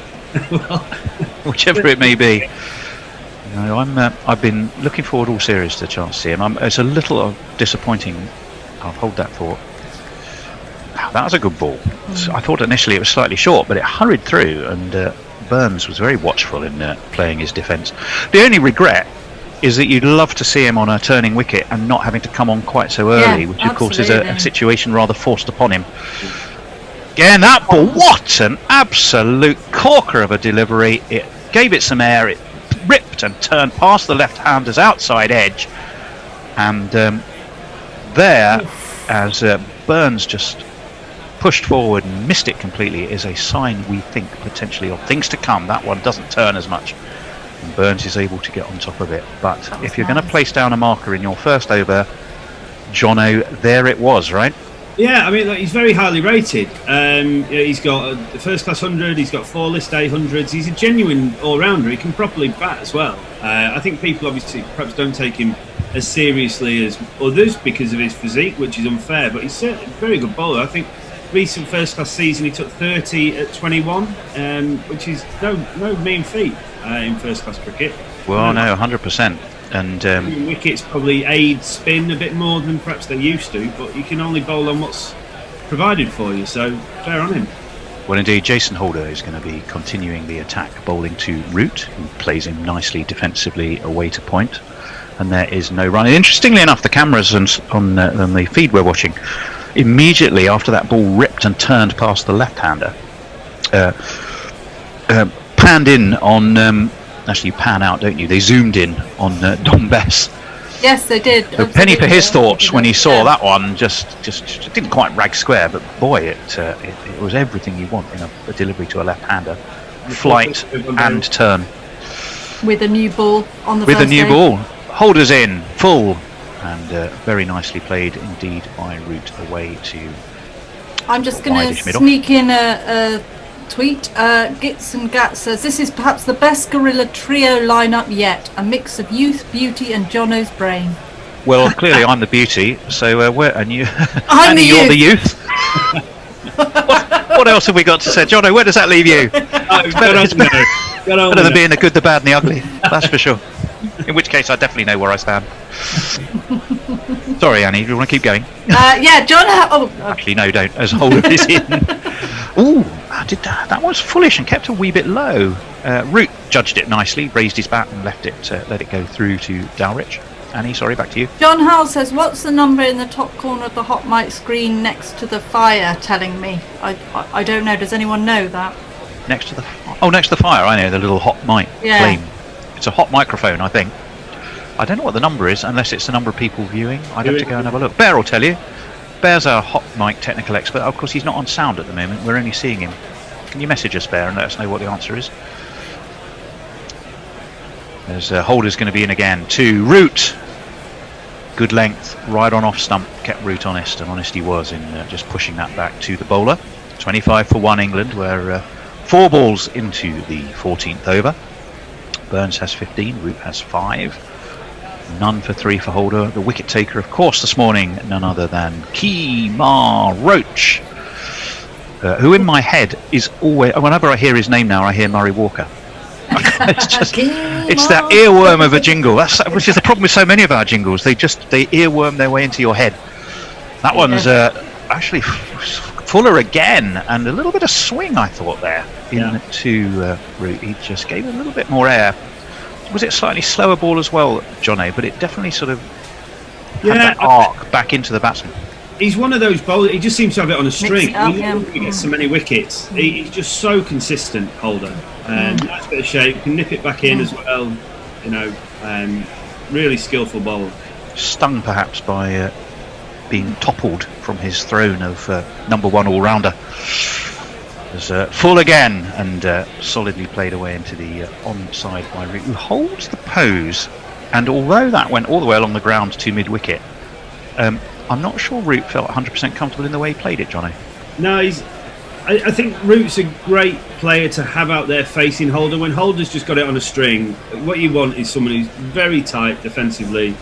Burns looks ugly, but he has got a sound defensive technique, and so these two, you'd argue, you know, can nullify him a little bit, rather than if you've got someone, a Butler, let's say, who likes a flashy drive and likes to hit the ball through extra cover. That's where he's going to nick people off for fun, just because he is getting to slightly shape away from the right-hander. But yeah, an incredibly dangerous bowler. He'd get me out. That's it. So Well, speaking of dangerous bowlers, we saw that wonderful delivery from Cornwall, so he's going to be continuing to the left-hand of Burns, which I think is an excellent tactic. That one, however, is comfortably met by Burns, pushed away, and there is no run. Big number 93 on his back for Cornwall. So if you are looking for him when he removes his jumper, you know who he is. Round the wicket he comes again. That one doesn't quite turn as much, and in fact pops up. And Burns was looking to cut, but he cut straight to point. A little bit frustrated that he didn't make more of that, I think, Annie. Yeah, I mean, he should have thrashed that to the boundary, shouldn't he? There you have it. So there's a slip in place, of course, for him, and a forward short leg. And again, that turned a little bit edgily wide of that slip, in fact. And the man at point has to chase after it. They're going to take 2 very well taken runs. So sharp running there, and a little hint that England are probably conscious of the fact that whilst they're happy to be unspectacular early on, that they might just need to be getting on with things a tiny bit. I mean, with the weather as it is, it's a real that sort of Damocles above us, isn't it, really, at the moment? Well, that's a very good point, Annie. The weather does play a factor, as that one's whipped wristily by Burns into the onside, but straight to mid-wicket, so there'll be no run. Good, tidy, probing stuff, this from Rakeem Cornwall. Is the weather dreadful for the Test? Well, it's supposed to be pretty horrible tomorrow, and off and on as forward again comes Burns. So I think the issue, Jono, is not that we won't get cricket for across most of the 5 days, but we will get sufficient interruptions to take big chunks of time out the game. Just a reminder, get into the GPL, heading towards lunchtime. The pot is at... What's the pot on there? Did you tell me that in that note? 28. 28 quid. Can be yours. And the more people put in, all you've got to do is guess the amount of runs to be scored in the day's play. If you hit it on the money, you take the pots. That simple. Pound a bet, I think. As forward comes Burns again. Again past his outside edge, end of the over, and we'll head to Annie for some messages. Stephen says this is disagreeing a little bit with you, Tony. Maybe England could sub West Indies a seamer, player swap for Roston Chase. As an England fan, I'm confused by our team selection. Thin batting without Crawley, who was doing well. 1 RFM bowler, too many, even if Stokes not bowling, and no current to make footmarks for best. There's some those points are all there. good observations. But I think Tony's right about the selection. Well, proof ultimately is at the end as Holder is in, and that's a Smith-like leave from Root. I think not because he was trying to be Smith-like. I think because he actually was thinking about a cut and then completely changed his mind. Pulled out of it. In the process, went through a rather sort of strange, flappy manoeuvre. I'm sure that's what Steve Smith does all the time. He doesn't leave it, actually. He's going to play it. I wonder if... Well, I do wonder if he watches other players and goes, hang on, that's my move. I should be charging you... I should be charging sort of a license fee for that manoeuvre. And the Dilshan scoop. There's a, Holder in again. This time a more conventional leave by Root, and through to Dowridge it goes. 27 for 1 England. Root 5 off 43 balls. Watchful. Think he's summoned up his inner Sibley. Probably brought about by the early departure of the real Sibley. And his partner Rory Burns, not that much quicker, on 17 off 50. But it's never easy on the morning of a test match. It's an overcast morning in Manchester. There'll be some conditions about. There's a little bit in the wicket, so nothing wrong with this from England, as that one is driven nicely, letting the ball do the work. It's away through mid-off. Kemar Roach sets off in pursuit. He will pick it up now, and they will take 2. So Root has at least accrued another couple to his score. He moves on to 7. And he played that beautifully, didn't he, Jono? I love to watch a drive. I like to watch a drive, an off drive, where it's not all about power. It's not all about aggression. It's just a push. It lets the ball do the work, which is an object lesson in precisely that. Was what we just saw from Joe Root. As he holds his bat high and waits for Holder, and that one swings a little bit into him in his way into the offside. Those 2 slips, 2 gullies, points and mid-off and mid-on. And some ferocious work being done on the ball. Plenty of shining. sweat we saw there from under the cap. The cap was lifted. Just to is go that back Kemar Roach? Yes, it is. Just to go back to the point, the comment that came in then on it, I think England have looked at it and thought we need to win this series. They're going to retain it. So what's our best way of getting 20 wickets? And I think the four. I can't remember who the tweet was from. It was that one is left outside. Well, the point there was still a good one in that I like the idea of a left arm bowler who's going to create some footmarks for Dom Bess. Who would he have dropped? Would be my question. I'm guessing he would think Curran for Wokes would be the choice that he may have made, which still wouldn't actually have. He wanted Crawley in, so presumably Crawley for Wokes, or you can't have everything. So do tell us what your select 11 would have been. There's no right and wrong answers until the end of the game when we know the result. So I'd love to hear it. As everyone's right. Forward, pushed into the offside by Root and. Easy single taken. Roach seems to be a busy man at the moment, but he's got a lot on his mind. He's got 2 wickets on his mind, that's for sure. As we see the St George England flag fluttering high above the pavilion. 30 for 1. Nestle says, so what is Tony Bishop, youth or beauty? Oh, both. Come on, Nestle. Well, I'd settle for beauty. I really think I can't claim to youth anymore. Mind you, 60 is the new 40 in my book. Oh yes, absolutely. Chris Squire says apparently Dan Norcross is looking sharp, but are his brains up to the level of sharpness in the Gorilla Cricket comms box? And I'm sure none there are wearing jackets that look like Christmas tablecloths. Us, yes. We're not wearing red though, which is none of us are wearing red, which is no. Maybe I might address that tomorrow, although I'll see. I have got some red things. Anyway, we're going to have a change at the end of this over, but this over will probably be fairly quick, I would imagine, because it's Rakeem Cornwall again, who's coming over the wicket to the right-handed Root, who tries to pull him and is beaten all ends up. Didn't get that right at all. And Cornwall once again. I'll have another look. It did turn again, and it sort of caught Zalrich on the sort of upper inner thigh. That one. So Cornwall tosses this up outside of off stump, hoping for more of that turn, but this time Root can guide it down to third man. I suspect they will take 2. They do. I think so on Root another moves on to replay, 10.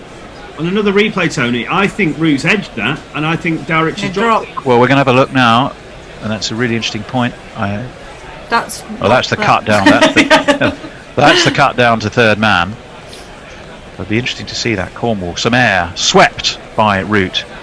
Foot nicely to the pitch this time. That's going to go down all the way to long leg, where it is fielded with a neat bit of footwork. Roston Chase, I think, the fielder. And once again, they will take. Did they take 3 there? Yeah, Root's moved on to 13. Played that nicely, got his foot outside the line, sort of helped it on around the corner, did Root. It's a man with supple hamstrings. Yeah, but not so helpfully, Jono, to prove or disprove your point that Root may have got an edge there when they're not showing us that replay. No. So I would hold judgment on that. I didn't pick it up initially, but in my advanced years and failing eyesight, that may not be a surprise. Cornwall from around the wicket to the left-handed. The Zimmer frame, of course, is parked outside the study door to help me get as far as the kitchen. Burn stays on 17. Stays ready. That one turns again, and I don't think he got anything in that. Did that just turn and take no bat? I think it did. He guided it. Well, if he did, there you go. Then again, I'd like to see another look at that. Yes, he did. You're right. He just got let the bat do the work again and steered that away through third man for 2. So we have the 1 ball left of once again. It's gone for 7 runs this over, but that doesn't quite tell the story of just how much he's making these batsmen think. Is Rakeem Cornwall, and we have now a second slip in place, which is not at all surprising to the left-hander. Jason Holder has gone into that station. We have the forward short leg as well, so very early in the piece we have 3 fielders around the bat, and Burns drops this comfortably into the offside. It's the end of the 18th over. We will have a change. Who's on? Identify yourselves. Annie will read some social messages in the meantime. Peter Jones says, morning all, you find me 40 miles into a 95-mile cycle from Reading to Bristol. Just pulled into a pub for some refreshment, and there's a picture of the cricket on a screen, which is really nice. Nestle says, forget the weather forecast, something else may affect the test result. NASA warns of a huge asteroid approaching Earth on July the 24th. Oh. Right. Oh, okay. And I think I'm going to go now. No, you're staying on, Annie. I'm not staying on. You are. Apparently. I've done 2 sessions. As Holders in to Joe Root, and that is worked away through square leg, the backward square leg, and they running hard for a quick 2. What did they? It looks like they may have only run 1 in the end. Yeah, I think according to the green room, I think you are required to stay on for a 3rd session. You're working for your lunch today, Annie. Okay, I do need to just move for a minute, then I'll be back. Okay. I can wibble with Mash then. How are you, mate? Good morning. Yeah, all good. I shall over Twitter whilst Annie goes sort out her situation. Morning all. Morning. As Holder, West Indian captain again round the wicket to Rory Burns, who pushes back up the pitch for no run. Mash, what's your view on the play so far this morning, my friend? And Mash is frozen, which is fantastic. So Mash can't answer the question that I've asked him. Knuckle, thoughts on the play so far this morning, mate? No, I'm back. Sorry, Oh. Frozen again. He's gone again. So, just me for the time being. No, I've brought myself back onto camera. As Holders in round the wicket to Rory Burns, who has a massive slash at that length ball, trying to play almost the front foot cut on one knee, but misses it through to Darrich for no run. Thoughts on this morning, Knuckle? Yeah, I think the West Indies have bowled very well in the circumstances, considering they've had half of Shannon Gabriel. Rakeem Cornwall's landed it on the money from ball 1, got a couple to turn really big. The one Root tried to pull, turned from outside off and missed leg. Holders bowling beautifully.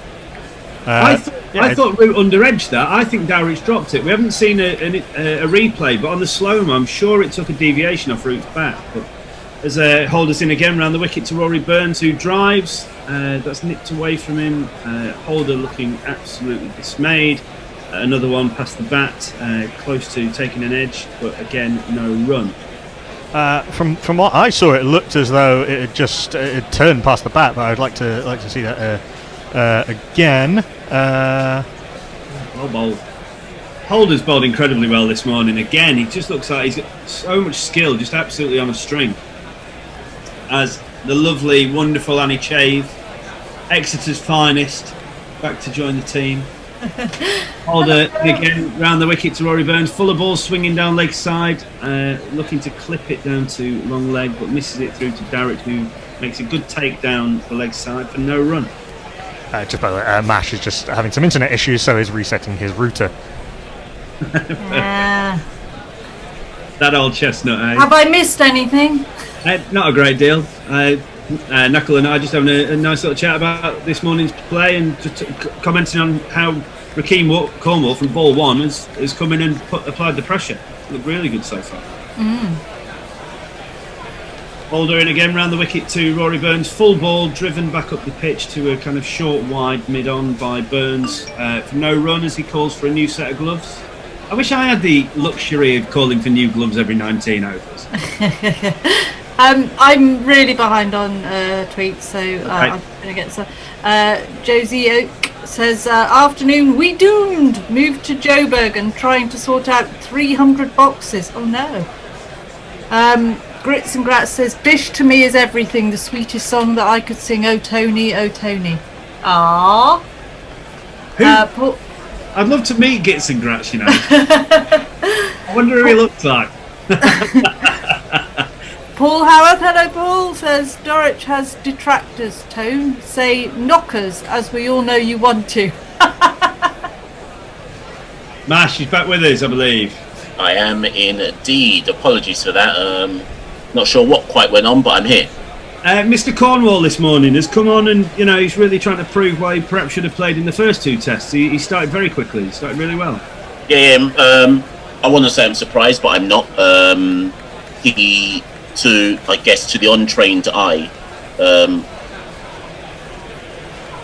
can you hear me? Yeah. Oh, sorry, I thought I'd gone again. To the untrained eye, he might look like he doesn't offer a whole deal, but it's all. I think it's all in the flight with Rakim and the bounce that he gets. He's tall as well, isn't he? So he can bowl. He almost quick turn through a quicker pace as he's in now. Root covers up. How tall is he? Say again. How tall is he? I'm not entirely sure, but I think he's tall. I don't think he's a short kind of wide. I think he's quite a tall fella. I think, Mash, if you can confirm or deny.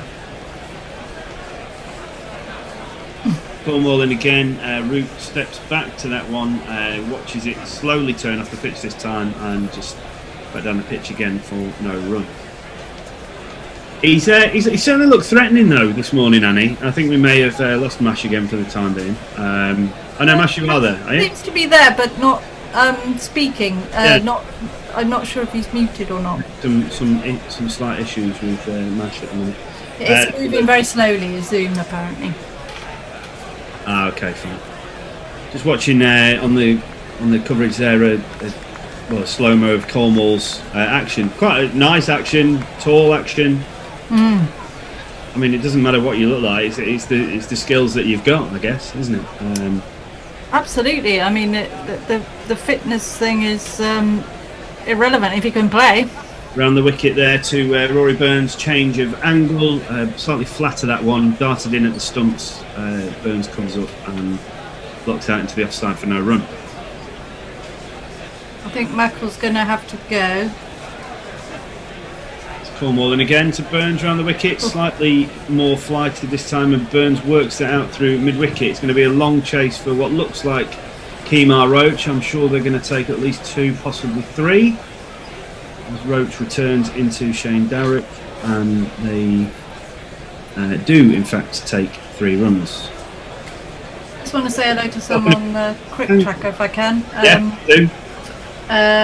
Durga Prasad, hello to you. Are you having a long conversation with Alan Turfmore, which is great. I mean, it's great that we've got so many people on quick tracker. It looked like a date, that. When I was following that conversation before, it looks like they were on some kind of debate with each other. Cornwall in now to complete his over to Joe Root, who kind of plays across it. Maybe there's no real appeal, probably thinking it's going down leg, but completes the over for no run. Any more, Annie? Yeah, I've got Twitter. Leah Wickerwitch says, there he is, the Klopp scroll, and with Pink Floyd jingle to boot. Yes, you see, that's how far behind I am. Right. Jay Grover says, hooray, fucking mint. And Matley says, I'm sure there was another wall jingle back in the day. James Humberstone says, finally managed to get spousal permission to put on the cricket and first time listening to Guerrilla Cricket for months. Hello, James. Great to have you join us. And Harry the Hadier says, Sorry, no, just we're going to have to line up a jingle for this beast of a man as he's returned to the field and he's about to have another go. Oh, excellent. Shannon Gabriel.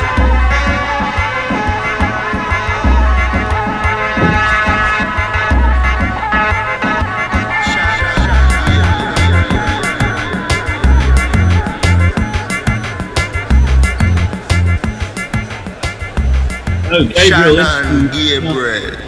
found the wicket to Rory Burns, who kind of slap cuts that out, but not with any real force through extra cover, and they will return for 2. So you've got David back. Very excited to have Mr. Brooks rejoining us, just in time for Shannon to make a reappearance. I would love it.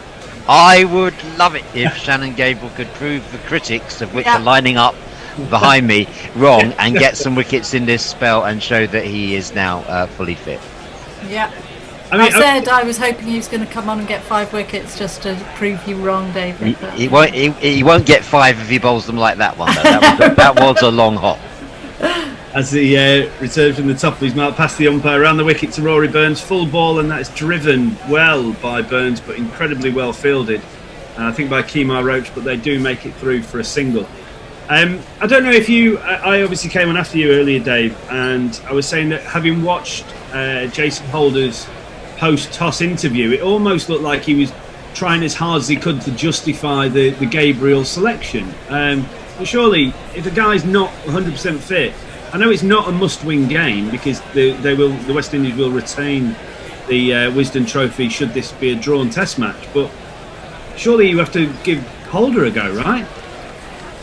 Absolutely. I mean, you have to appreciate that Phil Simmons and Shannon Gabriel are joined at the hip. Yeah. You know, Simmons is a Gabriel man, and you know, he's sort of dug his heels in over it, I think. And let's hope that proves to be the right decision. But on first evidence, as Gabriel bowls almost Yorker length to Root, who almost tries to guide it through gully. Quite a dangerous shot that, if that catches the top edge and flies to gully, but successfully negotiated for no run as we watch a replay of Gabriel pulling up earlier on. I mean, I've had to take a cold shower just to sort of calm down a bit. Good. But because if you look at the amount of really good pace bowlers West Indies have got on this tour, staying in the same hotel overlooking this pitch, you know, it's ridiculous. Any one of them could take loads of wickets in this match, you know, and they'd be fully fit. So the only thing against them is they don't have Test match experience. How are they going to get it? They don't play. As Gabriel's in again, full ball to Joe Root, who just nudges that into the leg side. They come through for a quick single. Burns makes it. There's going to be a buzzer at least. Only one. I think Burns had run so far past the. You know, Jono, you can think back to lots of England bowlers that have made their debut and taken wickets because the opposition haven't seen them. You know, I can think of loads. Individual names don't immediately spring to mind, but that I'm sure that if you look statistically. And I think that, if West Indies had put in Holder or put in Reefer or one of the reserves, Shane Thomas, who we saw in the World Cup, Keon Harding from Barbados, any one of them could have surprised England. Well, it's not like the West Indies have loads of Test matches either, is it? So they need the experience when we actually play them. Gabriel, and again, slightly shorter to Root, tried to ride that down towards long leg, just misses the gloves through to Darich for no run. I completely agree. I think it's almost that surprise factor sometimes, isn't it? About if you haven't seen someone. I think Thomas they know a bit about, but there's so much video analysis now compiled, and obviously data is such a big part of professional sport in not just cricket, but any sport. That I think by giving someone a go, it would have offered them an opportunity to maybe take a couple of cheap wickets. But having said that, was it not Stephen Parry? Who was the Kerrigan?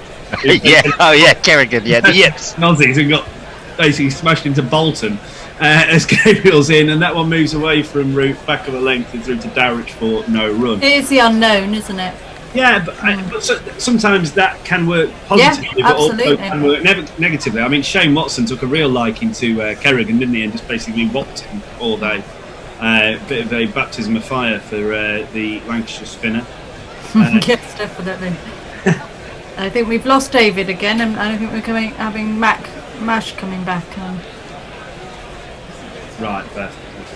Okay, I'll just read a tweet while I can. Chris the Choir says, alternative jingle for Cornwall, you must have been a beautiful baby. And Brian Barish says, good morning, gents. Excited to switch over to Al once this AFL game is over. Oof. AFL. As Cornwall's in again now to Rory Burns. Pitchy, probably a foot wide of the off stump, but turns out the footholes. Big lunging defensive by Rory Burns, but beats the bat and again through to Derek for no run. I think Cornwall's looking dangerous. Sorry, Matt. Can you hear me? Yeah, you got you, mate. As Cornwall's in again and leading edge from Burns straight along the ground, back down the wicket for no run. Yes, apologies for that situation there, but I believe all is fixed now. As I say that before I freeze in any second now. It's Cornwall in again round the wicket to Rory Burns, who kind of stays back on that open face down to that short Backward point. They come through for a quick single, and there's, I think, a direct hit run out. West Indies seem very, very happy They about it. seem very confident, don't they? Root, not so much, as he turns to walk back for presumably a chat with Rory Burns, but the Richard Kettleborough's gone upstairs, but the West Indies he's gone. He's dead. He's miles out. He's a foot short of his ground. Oh no, sorry, I thought it was a direct hit. Oh, he's in there. Oh, hold on. What? What's happened with the bail there? Is that... Oh, It just takes a long time to come off. Out of his grooves, and Root is short of his ground.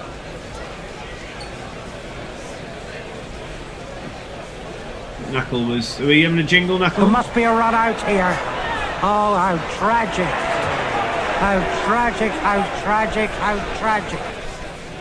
Well, with 20 minutes to tea, the West Indies...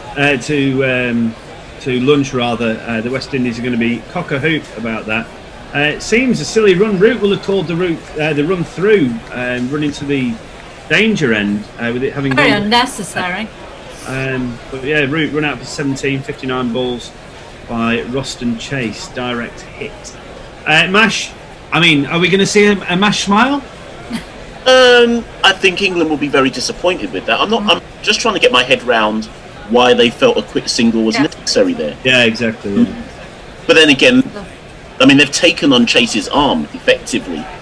Direct hit gets you 9 times out of 10, I reckon. Yeah. On a run out, but just as Andy said, that just it's unnecessary. in Wasn't hindsight, it just doesn't seem like a necessary run. Do we think that because of such a slow scoring rate this morning with the West Indies side having bowled so well that they're trying to just change the momentum slightly? Possibly, but I'd love to know who called the run. Well, with it having gone behind square, it'd have to be Joe Root's call. Yeah, so... He must have thought he could get them. Yeah. I'll just do some tweets. Mohammed Dyer says, West Indies bowlers hopefully are fresh and fit. I think they should have batted and given some more rest to bowlers. Bowler short, perhaps. Well, yeah. Jay Grover says, mostly agree with selection, but with a Leach. Yes. I do wonder about whether they should have bowled Leach or not. It'd been interesting. The left-arm variation. It brings Captain England to the crease. Ben Stokes, everyone. I got out Ben Stokes, and he called me a oh, if I'd only seen that Ben Stokes was so mean, and he called me up, said he'd punch my, said I made him. As Cornwall in Stokes facing his first ball goes back and blocks solidly just into the ground in front of him, and of course there is no run. So what's that? Yeah, Roots called that. Burns is kind of jogging up to the other end, comfortably taking the one. Cornwall in again to Ben Stokes, fuller, flatter, and Stokes just works that around the corner, and they come through for a one. You'd think that Cornwall now, seeing two left-handers on a pitch that's proven itself to turn on the first morning of day one, he's going to be licking his chops. Yeah, most definitely, and I actually am looking forward to the Cornwall-Stokes matchup. Particular. But Jason will be ecstatic with Cornwall here, because with Shannon's injury, he basically knows now Rakeem can block up an end for as long as he wants him to. Yeah, because they're not scoring off him particularly, or Cornwall in again. As they score off him.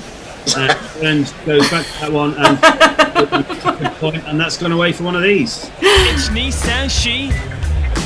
It's me, says she. Burns now on to 29 from 66 balls. The score on to 52 for 2 from 22 overs. I mean, look, the scoring rate's certainly nothing to write home about, but I think that is testament to the way that the West Indies attack have gone about the business this morning, Mash. Yeah, if you, and I don't want to say they've made the wrong decision in bowling first, I think it was the right decision, but if you don't get wickets at the very minimum, and then they have to be disciplined with the ball, and in fairness, across all 3 test matches, you would argue that the West Indies bowling attack has been the most disciplined I've certainly ever seen them. I think Holder's been incredible.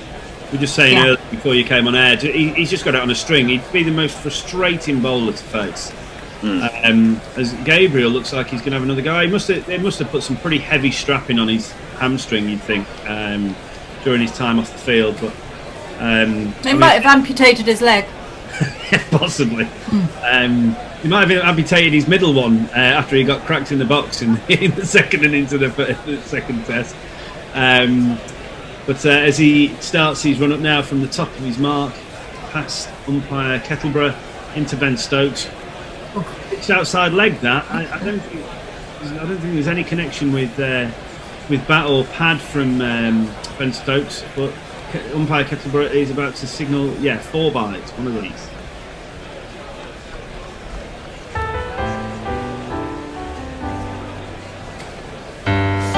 Ball went through to the keeper, but somehow let it through, straight through the keeper, went through the keeper, gone through the keeper, then through the keeper. That's the second 4 byes, that, isn't it?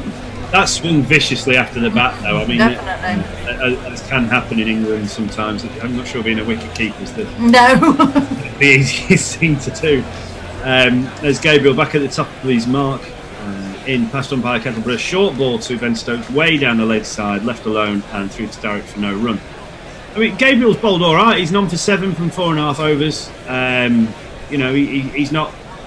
He bowls quick, but at times can be quite expensive. But he's actually bowled reasonable areas today so far, you'd say. Yeah, he was on the money prior to the injury was. I mean, and that ball was at 86. So if he is injured, he's not feeling the effects of it to still crack out at 86 miles an hour. Yeah. I wonder if I'll come back to that thought in a second as Gabriel starts his run up again past umpire Kettleborough, approaching Ben Stokes. That's a much better delivery, probably pitch middle and leg, and moved away to past the off stump. Stokes leaves alone and through to Derek for no run.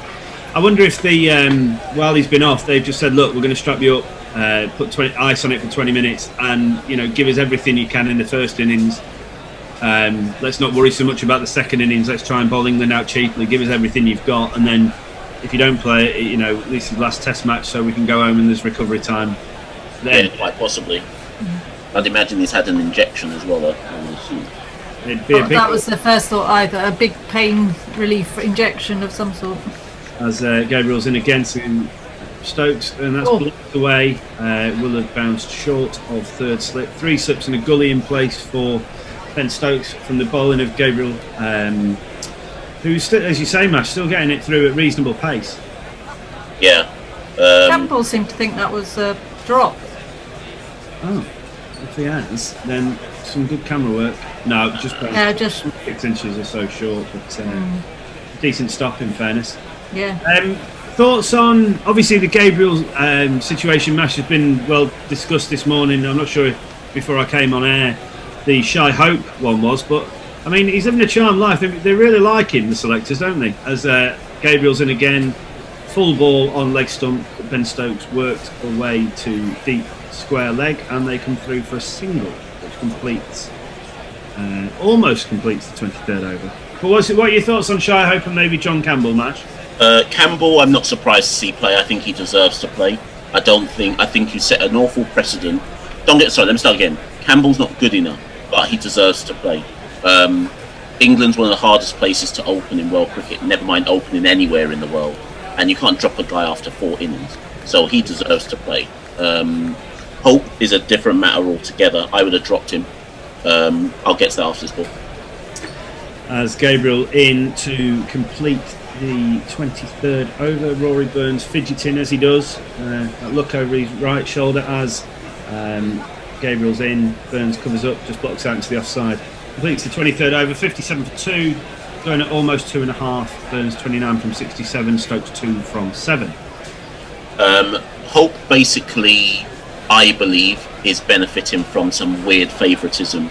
I said yesterday that if the team wasn't full of what is it, 8 or 7 Bayesians in the starting lineup, maybe 6, And that's not to have a go at Barbados cricket, not at all. But I'm just saying that I think he's benefiting from the fact that he's played in this team for a long time with a lot of people who are mates from school age all the way through the system. If you've played with a guy like that and you know he's got all the ability in the world and he's your mate, I think you're more likely to give him every single chance you possibly can. As Cornwall round the wicket to obviously 2 left-handers now at the crease for England. That's almost tried to be forced off the back foot by Stokes, but thick inside edge just to short extra cover for I just want to say I'm getting very behind on tweets, so I do need to. As Cornwall's in again to Stokes, quicker, flatter. Go between balls, Annie? Yeah, I'll try this one. Ravi now says, could we imagine an 11 from, say, the last 20 years consisting of cricketers who may not conform to the size, shape, template of the pro athlete? As Cornwall's in, well by Stokes up to short extra cover. He's put in Peter, Samit Patel, Rakeem Cornwall. We could call it the offcuts 11. So maybe we could get people to. Cornwall in again. Looks like he's almost trying to turn that one, if that makes sense, rather than letting the ball do the work. That's a flatter one that goes down the leg side harmlessly with no turn. Taken by Darrich for no run. Cornwall in again. Slightly better ball, but left alone by Stokes. Beats him on the leg side. Fumbled by Darrich, unless it's Stokes on the pad, but drops down to short leg for no run. Root had only been run out 4 times in his Test career before this series. He's now been run out twice in 2 innings. Yes. As Stokes defends that one from Cornwall. The surface looks very dry. There seems to be a lot of footmarks appearing quite early from where the bowlers are coming through. Any more, Annie? Yeah, Chris TB says Cornwall is pretty tall as long as you consider 6'6" tall. So there you are. There's our answer. Yeah. Jay Graver says Annie has 3 sessions on social media. Surely this is cruel and unusual punishment for all concerned. Thank you. I'm trying my best. It's hard work.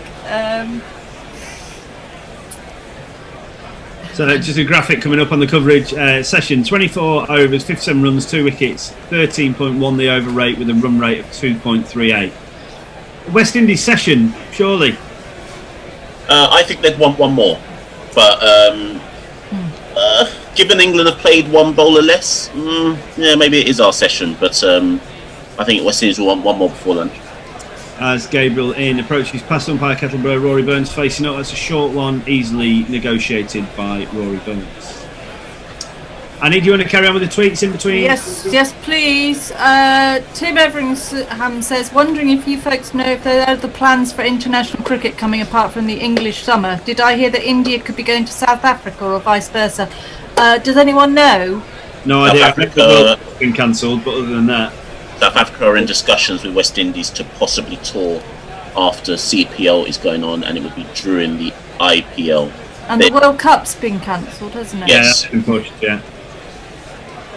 As Gabriel turns top of his mark, Fidgety Burns past umpire Kettleborough, kind of back of length, just blocked. He's done that a couple of times today, where he's had to look round. He's almost not getting a solid enough defensive shot on it, and it's almost, he's been worried a couple of times about the ball maybe going back onto his stumps, but no worries there. Picked up by Darrich for no run. India are also touring Australia, of course, at the end of this year. Okay, that'll be a good series. 2 very good sides. Any more, Annie? I'm catching up now. So Martin Loris says, after that tweet earlier from about the end of the world, if that case, it's been fun. I'm glad we had cricket. Gabriel in, to Rory Burns, who gets a top edge here, but he's not got anything of it, and I think deep fine leg would have been interested for a short while, but as they come through for 1 run, Gabriel looking angry as ever. Another chance. He's bowled well this morning. 5.5 overs, none for 9. With a bad leg. With a bad leg, yeah. This, I think, been amputated according to you. Well, yeah. So, I mean, considering scoring rate and losing 2 wickets, I'd have it as the morning for the West Indies anyway. Dave and Hendo will be talking to Devon Malcolm at lunchtime, which is very exciting to have Big Dev on the show. Gabriel again passed umpire Kettleborough, short ball left alone by Stokes. Well, drops his hands, sways out of the way through to Shane Darrich for no run. Big Dev, what a coup! I got him out in the six-a-side tournament once at what's Getty's estate called? I forget. Wormsley. Oh, did you? Yeah, I give him the old slow one, didn't I? He just whacked it straight up to long off. Cheers. How old was he then? He was about 70 at the time. But still, every wicket counts. Exactly. Still by number 11 for England. Don't you worry about that. Still an international. Well done, though, Jono. I'm really impressed. As big man Gabriel in past the umpire again. Short ball solidly in behind it by Ben Stokes and blocks out into the onside for no run. When was the last time Stokes and Burns batted together? I'm just wondering if they have much this. I can't think of it. I'm sure Knack will get back to me and say last test or something. Burns hasn't really. He hasn't stayed in well this series. I mean, I rate him highly as a player. You know, for all the quirks he's got and the Steve Smith. You like the quirks? Say again. You like the quirks? Yeah, just look again. As we said about Cornwall, it doesn't matter how you look; it's how effective you are. There's Gabriel in again, kind of back of length ball, kind of a negative line into Stokes, kind of nudges it down to deep hand leg for one run. May have been. I know they're giving it as a run, so it may have come off his glove. Completes the 25th over and score onto 59 for 2. Yeah, Big Dev's excited. He's a real character. He's a real good bloke. So no doubt he'll have some really cool things to say. He'll probably be talking about when you got him out. Hey, do you know what? Yeah. He probably remembers that fateful day at Wormsley in 2012 where he's like, "Oh, that's John O'Gordon." Yeah, probably a slower one out the back of the hand. Now just flopped it up to long off. Crick Tracker, I'll just say hello to Crick Tracker, Vickers Janjid.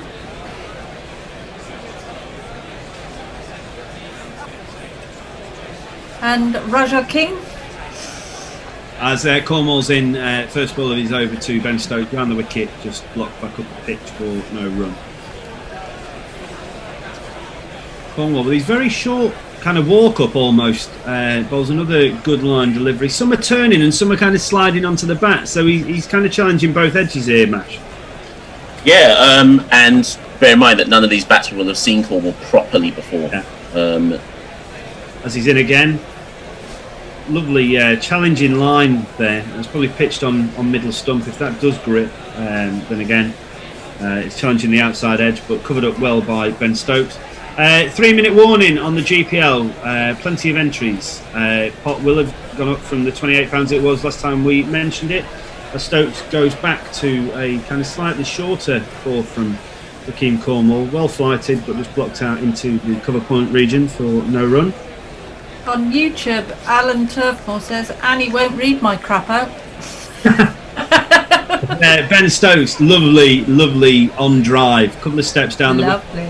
Almost like a punch drive. It's completely in control. Beats a despairing dive from Kemar Roach. Goes to the boundary for one of these.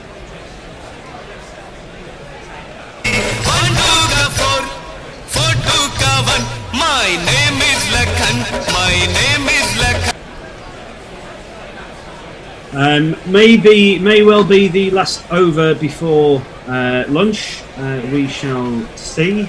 Time currently 12:58 as Cornwall in, and that covered up by Stokes for no run. I know we will get at least one more, so probably one more you'd think from Gabriel to take us to lunch. Okay, I'm going to read Alan Turfmore's crap out now. Cricket needs to be more open to the fans. We need real reasons why they drop players. It's all about money these days, not the good of the team. Discuss. I think it's always been very similar myself. Yeah, look, with the central contracts, they know what they're paying these guys anyway, and they all get a match fee. I wouldn't, I'm not sure I agree with that. I think that they're always going to try and put their best side out. Now, whether we agree with the reasonings or whether how often do we see an 11 and go, oh yeah, I think that's dead right? More often than not. Hardly ever, according to Twitter, anyway. Well, cricket lovers and broadcasters that we are, like, we've all got our own opinions and stuff, and that's healthy. But I don't think any selection panel goes into something to actively pick the wrong side. Counterproductive, right, Mash? Most definitely. Was that tweet directly in response? Was that message in response to West Indies or England or cricket in general? Be interesting to find out. Question, I don't know. So Gabriel to start the 27th over of the innings, final one before lunch, in to Rory Burns. That's a now they've put a leg slip in, and I wondered why he was bowling this line. He's pitching it probably 6 inches outside leg stump, and almost looking for him to try and flick it down to that long leg region. So it's obviously a concerted effort and conscious decision, let's say, by the West Indies captain and his bowlers to bowl that line. I often refer to it as the Paul Harris line, that kind of negative leg side, yeah, obviously a plan with Holder, the captain himself, in at that leg slip as Burns gets ready to face the incoming Holder, Gabriel rather, who bowls another short one, pitches outside leg. Burns ducks under it for no run. Denzel, Dumfries and Galloway says, are Gabriel, Holder and Cornwall the biggest attack in Test history? Tallest? Well, that four-pronged West Indian attack, I mean, even Walsh, Ambrose, Bishop, I mean, they were all massive lads, weren't they? It'd be interesting to see. But does that mean biggest by tall or biggest by weight? It's hard to tell. Yeah. We have an answer on the when Stokes and Burns last batted together for you in a second, Annie. I will come back to you after this delivery. Burns face up to Gabriel, another short one, well evaded by Rory Burns, through to Darragh for no run. It was the second innings at Lords in the Ashes was the last time that Stokes. Yeah, I didn't think it had been this series. I can't remember. It has been a while. That's a year ago, isn't it? So. Well, this is with Stokes being upper number as well, isn't it? Yeah. I mean, Gabriel's bowling rockets here. Let's be honest, and that's not missed the top of Burns' helmet by too much. But he's bowling at good pace and he's bowling a good hostile spell here. So maybe his leg, I don't know what they've given him. Some kind of. Maybe he listened to David's rant and said, "I'm going to prove that." Yeah, he's probably got an earpiece and just tuned in directly to David's commentary as. Burns again ducks under another short ball by Shannon Gabriel. Is that the setup? Is it another short one and then a full one just before lunch? I reckon so. I'd be surprised if you don't get at least one. Yeah. I mean, but Burns will be thinking about that. As I said in the last test, batsmen at this level, worth their salt, are quite happy. Batsmen, not bowlers, batsmen with a bat in their end are quite happy to duck under or sway out the way of bouncers all day. Because they know they're going to be facing lads who are bowling serious heat. I think it's almost utilised too much sometimes, but then Ben Stokes did it for ages and then got a wicket. So exactly, yeah. Well, from my perspective, as Gabriel in fifth ball of the over, and that's fended, kind of popped on Burns. He made it look that way, certainly. Anyway. Down out to the kind of short third man region, they will return for 2. 1 ball before the lunch break. David Brooke will come on and have a chat with Hendo and Devon Malcolm. I have a moot point that's possibly worth discussing after the lunch break, but COVID-19 risks turning cricket into just England, Australia and India playing each other. Yeah. I wonder if anyone's actually given thought to this. Yeah, there's been a lot of talk about social media, different cricket groups on Facebook and whatever that I'm sure we're all part of, and this kind of big three chat is happening a lot. That would be terribly sad. Yeah, it would be, yeah. As Gabriel comes in to complete the first session on day 1 of the third test to Burns, and that is a full ball, and it's whipped away off his hip, and that's gone down to long leg, and that will be 1 run. That completes the first session. We say thank you for now to Annie and Mash. I'll go through the scorecard. West Indies captain Jason Holder winning the toss at Old Trafford for the third test and deciding to bowl. Dominic Sibley, first man to go for a duck, having faced 5 balls LBW to Roach, hitting the middle of middle. With the wicket to fall this morning, Joe Root run out, having called the run himself, one would feel, for 17 from 59 balls. Currently not out on 32. The awkward looking left-hander Rory Burns, 32 from 75 with 2 fours. And there with him at the crease, Ben Stokes, 7 from 22 with 1 4. West Indies bowling figures, Kemar Roach, 5.4 overs, having completed that unfinished over from Gabriel. 1 maiden, 1 for 13. Gabriel, 7.1 overs, 7.2 overs rather, 2 maidens, none for 12. Jason Holder, the captain, on a string again today, 7 overs, 3 maidens, none for 7. And Rakeem Cornwall, who's come in and performed very well as an off-spinner on the first session of day 1. 7 overs, 1 maiden, none for 24.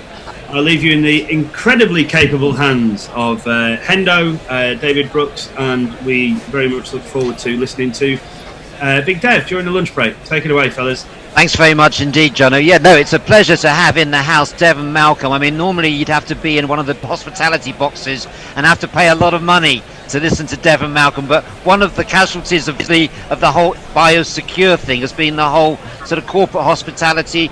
Devon, you're an ambassador for English Cricket Board, aren't you? And you do a lot of work at these games. So you've got a bit of time on your hands, and it's guerrilla cricket's gain. Welcome along. Thank you indeed.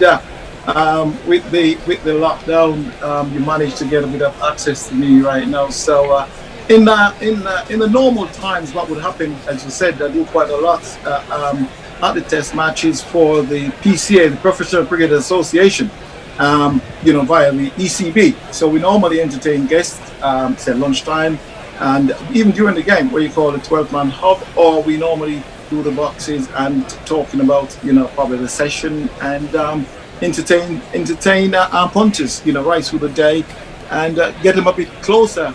I mean, the spectators get a bit closer to us, who, when we're doing our thing on the field, they didn't have that much access. So we're a lot more closer to the fans, and a bit more accessible, put it that way. Well, welcome to Guerrilla Cricket. As I say, it's our gain, and all those punters lost. And so, Devon, you're used to entertaining people at lunchtime.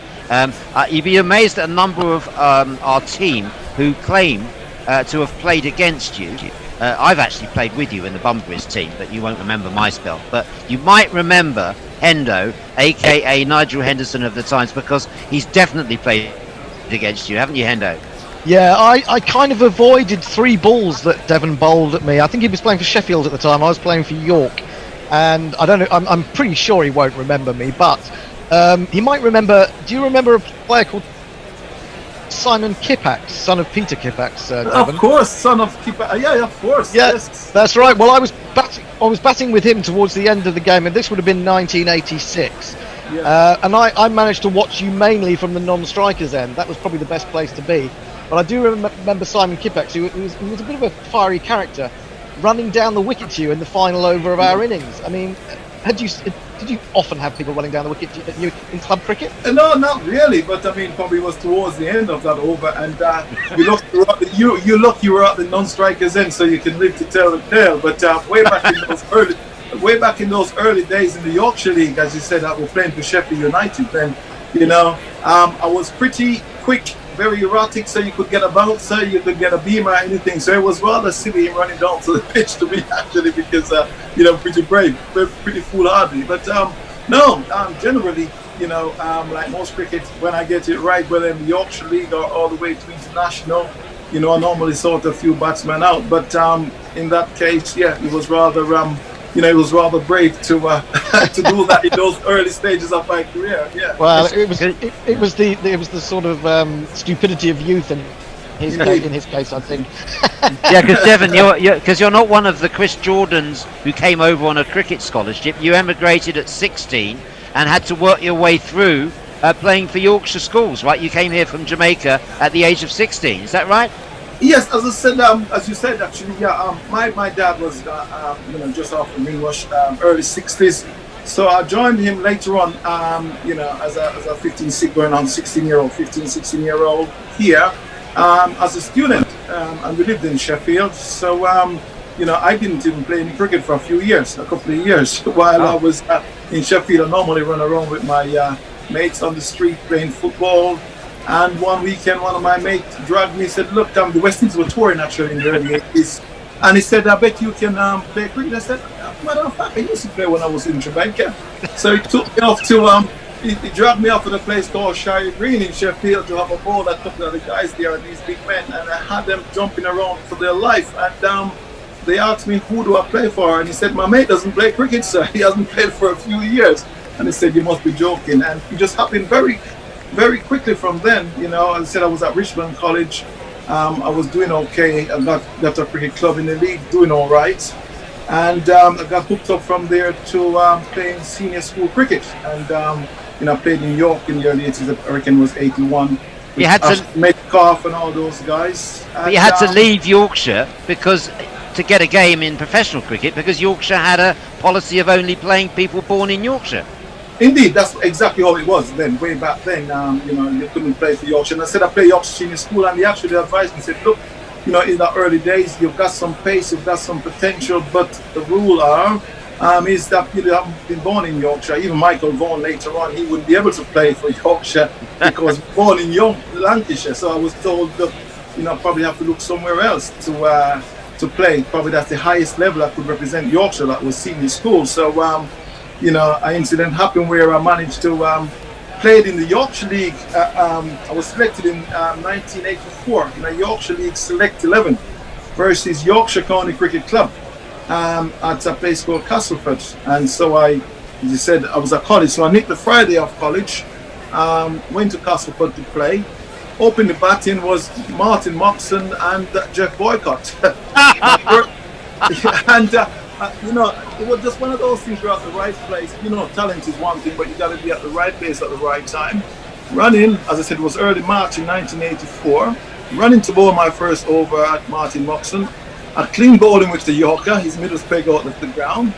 My second over, same fate happened to a guy called Mr. Jeff Boycott. I clean bowled him as well with the Yorker. Knocked his stump out of the ground. And for the first time in the league history, actually, Yorkshire League actually beat Yorkshire County Cricket Club in 1984. Thanks to me, I took 3 wickets and we beat Yorkshire. And it happened very quickly. Had a big write-up in the Yorkshire Post then, and the headline was York's been Devon Cream. So the coach at Derbyshire saw it, invited me to Derby on the Monday for a trial. He came down to Bawtry Road where we were practicing on the Saturday. Invited me on the Monday to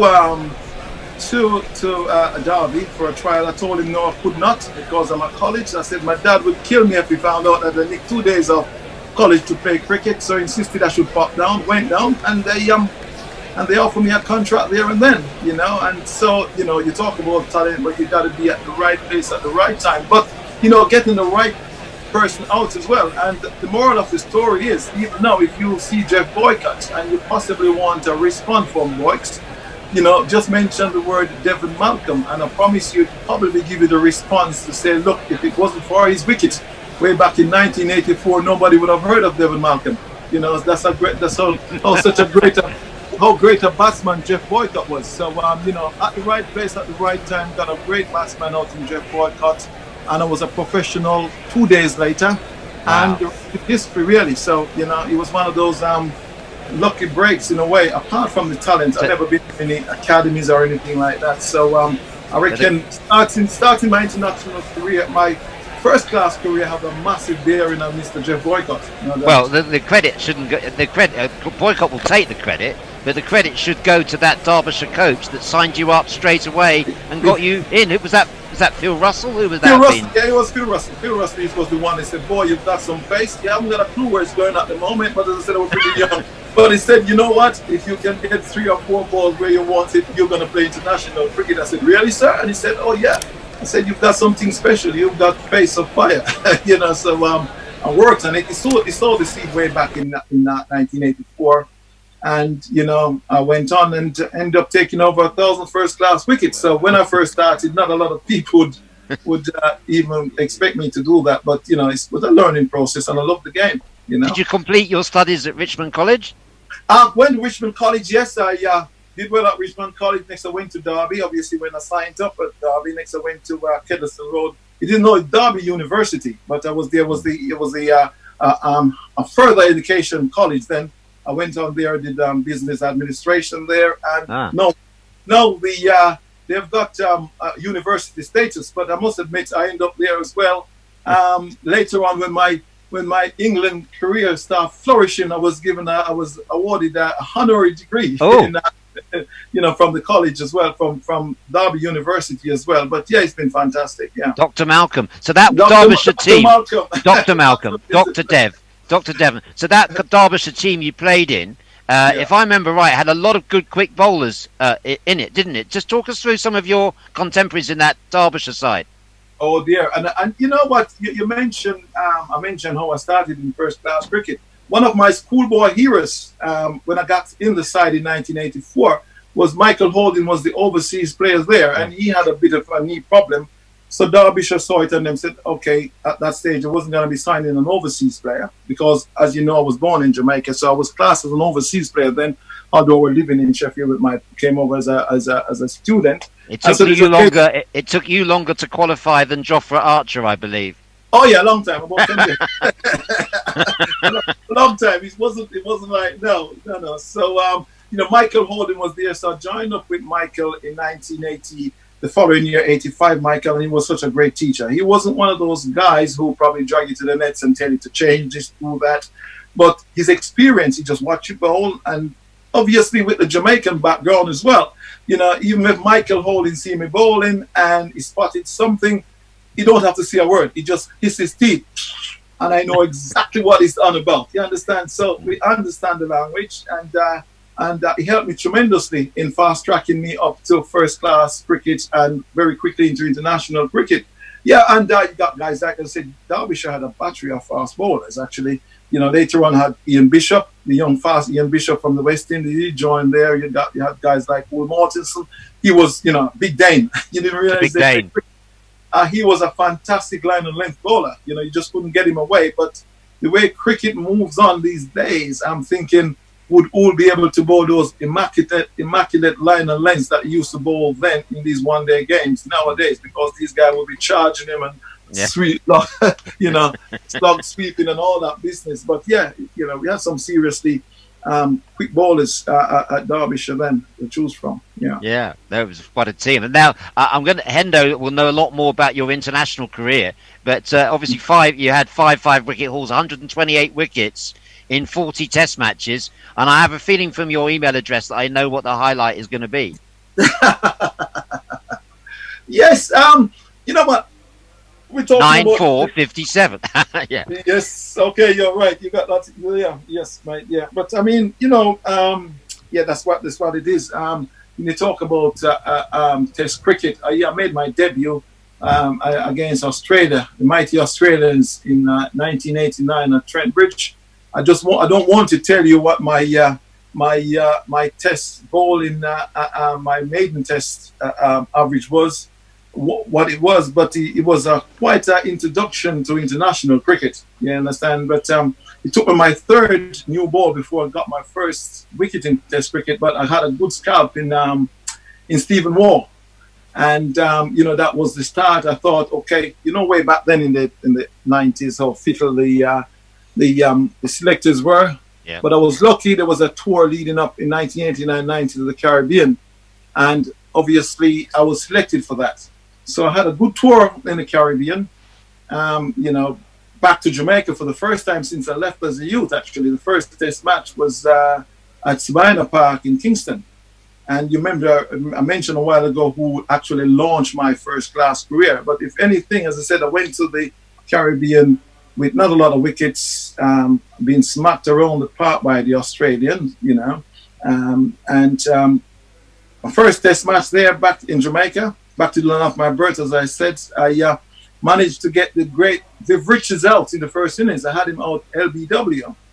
And not only that, the start of the Test match, I remember the West Indies batted first, and they had a brilliant start, actually. And I managed to run Gordon Greenidge out. And that started the kind of collapse for West Indies. And following from that, I clean ball. As in, no, I had Viv Richards out LBW in the first innings. A matter of fact, the umpire who gave him out LB, I don't believe he ever umpired since. You know, nobody saw it. They were so upset. And the second innings, I had Viv Richards out as well. I yorked him in the second innings, which set up a great platform, and we actually won that test match in Jamaica. I reckon that was the first test match in Jamaica in about 35 years, could be actually, if I'm not wrong. Because yes. I was going to say, your contests with Viv are quite famous, aren't they? This must be one of your lunchtime anecdotes. It's got to be. Yes, so I mean, that was quite a battle. And as I said, getting Viv Richards out, both innings in Jamaica, that actually really put me a big launching pad to my international career. So, obviously Viv Richards was getting towards three-quarter end of his career. He was still a fierce batsman, very proud guy, still didn't wear a helmet, and he will take you on, you see. But we had a great battle. And, that series went very well for me in the Caribbean. And obviously, coming back and, I was pretty very fit and all that business. But as I said, in the 90s, the selectors were very fitter in a way. Yeah. So 1 minute you're in, 1 minute you're out. It's not like now where you see these guys getting out there being rotated and they've got central contracts. They're just concentrated on playing for England. It wasn't like that, in my days, in our days, you understand? You don't know because, when I played, your county used to own you, not the England side. So the England selectors, they give you an invitation if you want to play for England, if you said yes. And that's it. So the selectors weren't very, consistent. So regarding confidence-wise playing for England, you were all over the place because 1 minute you're in, 1 minute you're out. So it was very difficult. But, not helped by some of the team management. Ray Illingworth in particular is famous for getting your name wrong and not encouraging you or supporting you. No. Regarding the name wrong, actually, it was when I was first selected for my debut. It was Ted Dexter, but he's a wonderful man. Oh, Ted, sorry. It was one of those things. He called me Malcolm Devon instead of Devon Malcolm. But as I said, he's absolutely Lord Ted, fantastic guy. I love Lord Ted to bits. But it's one of those things. Again, say way back in the 80s, 90s. Chairman of selectors and all those guys. It was just a voluntary role. It's not like now a pay role. So these guys get in there and, somebody give them a team and they're going to announce stuff. So I don't believe he was, 100% know who I was in a way. I like nowadays selectors, they do travel around, they meet players, they see players play. But, it was just collectively because it wasn't a professional job. But Devon, how about Ray Illingworth? Did Ray Illingworth give you enough support and encouragement? Never. He was, that's something I just don't want to get too deep into. He was a very, very old school, and the coaches he had on board were very, very old school. And what I say as a coach and as a coaching team, is bowling coach, batting coach, really, I reckon they disarmed me as a player and also disarm my captain, Michael Appleton, then, in a way, because, the disrespect and, a lot of things they normally talk about how they used to do things in their days, and that was just decades and decades ago. Things have moved on so far ahead. So these guys were miles out of their depth, really. So that was always going to cause a bit of problem, with the way they speak to players, and, they were just so miles behind. So it was always going to cause a bit of problem. Their management skill, those type of skill, and not getting players or captains or people involved. They just wanted to dictate. It was never going to work. So but it just the way his management skill was, as I said, not very good. You not only from myself, you hear that from right across the board. But we had some. It's been well documented. We had some terrible times, especially in my first tour to South Africa. After my great performance in 1994. But as I said, it's best to talk about positive things than the lowest point in my international cricket career, so to speak. You understand? So, yeah. No, indeed.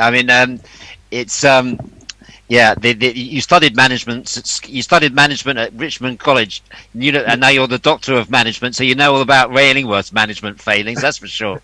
Yeah, it was. It was very, very difficult, man. As I said, that tour in South Africa, or even on the tour, I've seen certain incident that happened during his term as management. You understand that? I thought, look, a manager would have a broader view of doing things or saying things, the situation where captain make decisions and stuff like that will have a negative effect on team. I even take it way back, when we toured Australia, when Michael Atherton declared on Graham Hick on 90 odd runs, and I thought that was one of the lowest points. Yeah. Almost like I was disarmed. I was so fired up to bowl Australia out, But I look and he keeps saying management is there. Arthur's probably clap and give the final signal to call the teams in. But I keep saying management actually encouraged that. And I keep saying, why on earth would you do that? Graham Hick, one of the most pleasant-mannered guy ever come across. And I keep saying, I went out to bowl. I was so fired up because at that stage I keep saying, Graham Thorpe almost get to his 50. Graham Hick, 100% got to get his 100. Let Graham Thorpe get a 50 as well. We just need a little bit of morale booster in the team. And I was going to bowl Australia out. And I tell you what, I went out for that session. I don't believe we took a wicket because it felt like midnight when I went out. Psychologically, I was drained. I just could not work out what on earth, why would we be What did Athers say to you when you said to Athers, why did you call Graham Hick in on 99? Why did you do that? What did Athers say? Well, to be honest, I didn't say that. I swore at a big so people even reckon I'm the most mild-mannered man. I actually swore when I saw that. I keep saying, what? And I went in the changing room. Graham, he came off the field, and you know what? He was just somewhere else. And so was I. In my mind, I had to look on the replays, whatever, to realize it was bright and sunny because it just it felt as if it was midnight when I was running to bowl. I couldn't see a thing.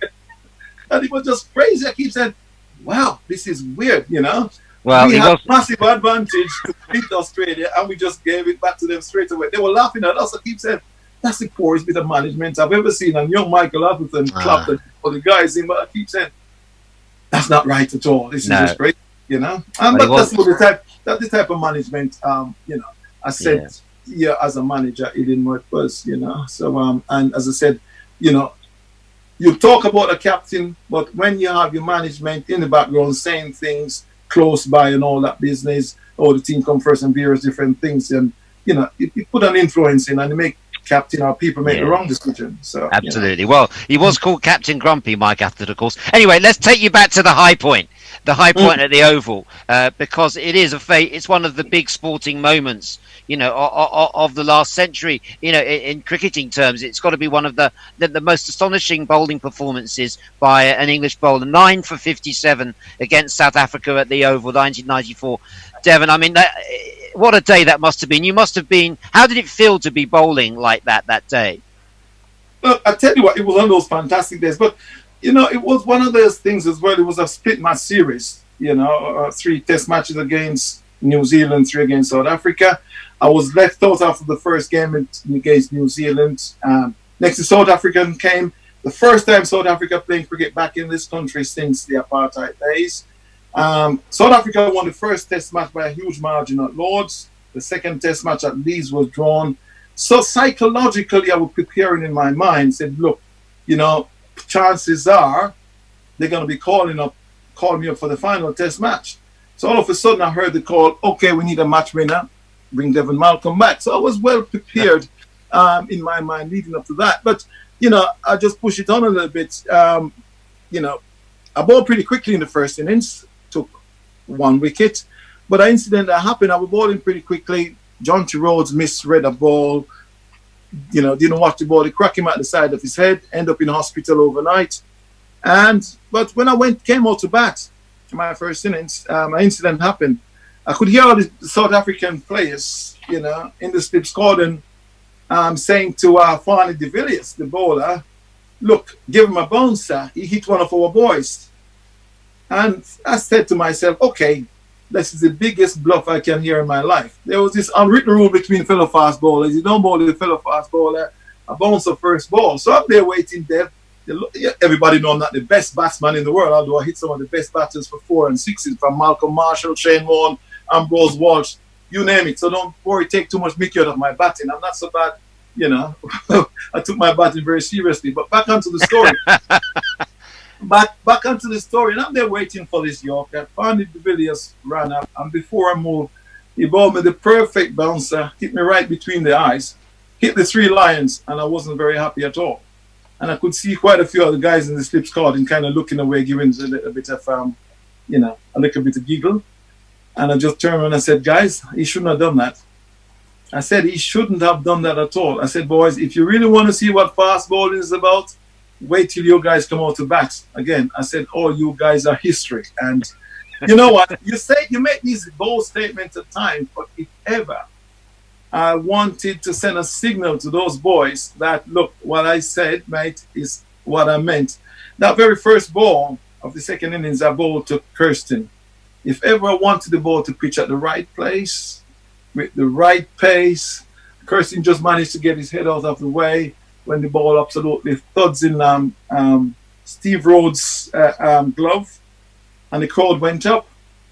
I was bowling from the pavilion end, and I looked up. I could see all the South African boys run to the changing room. They were having a look to see what the crowd was cheering about like that. And I just shouted, I said, boys, you better pad up. You're going to be out here in a hurry, you know? And my first spell, I probably took 3 for none or something like that. But it was one of those things, my teammates were just unbelievable, you know? They just gave me the power. The crowd was absolutely fantastic. And you know what? I mentioned about the crowd as well. You know what? I could only hear the crowd's voice, the noise the crowd was making at the end of my over.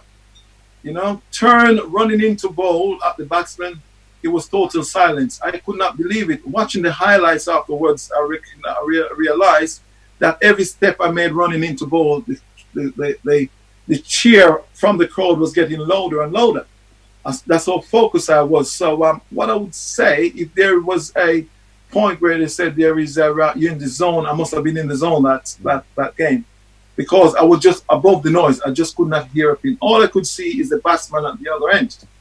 And as I said, every spell after, got me back onto ball, I was just taking wickets after wickets. And, it's one of those days as well, that's not the quickest I've bowled, but that's obviously with the 9 wickets that, the most successful, because all the catches were taken and, things just went my way as well. Apart from being hostile, and also the wickets I took, everything happened nicely because I really softened the batsman up before. Devon, how did you feel? How did you feel at the end of that day? You've just taken 9 for 57, best figures by an English bowler since Laker. How did you feel at the end of that day? You know what? I mean, it really started sinking in when, at the end of that, when I took the 9 wickets, after the captain ran over to me and slapped me on the bum and said, "Well done, Dev. You realize what you realize what you've just done." And I said, "Skipper, would you believe it? I tried to bowl like that all the while." And he said, he said to me, "Look, possibly as long as I play cricket, I won't see another person dominate the game as much as you did then."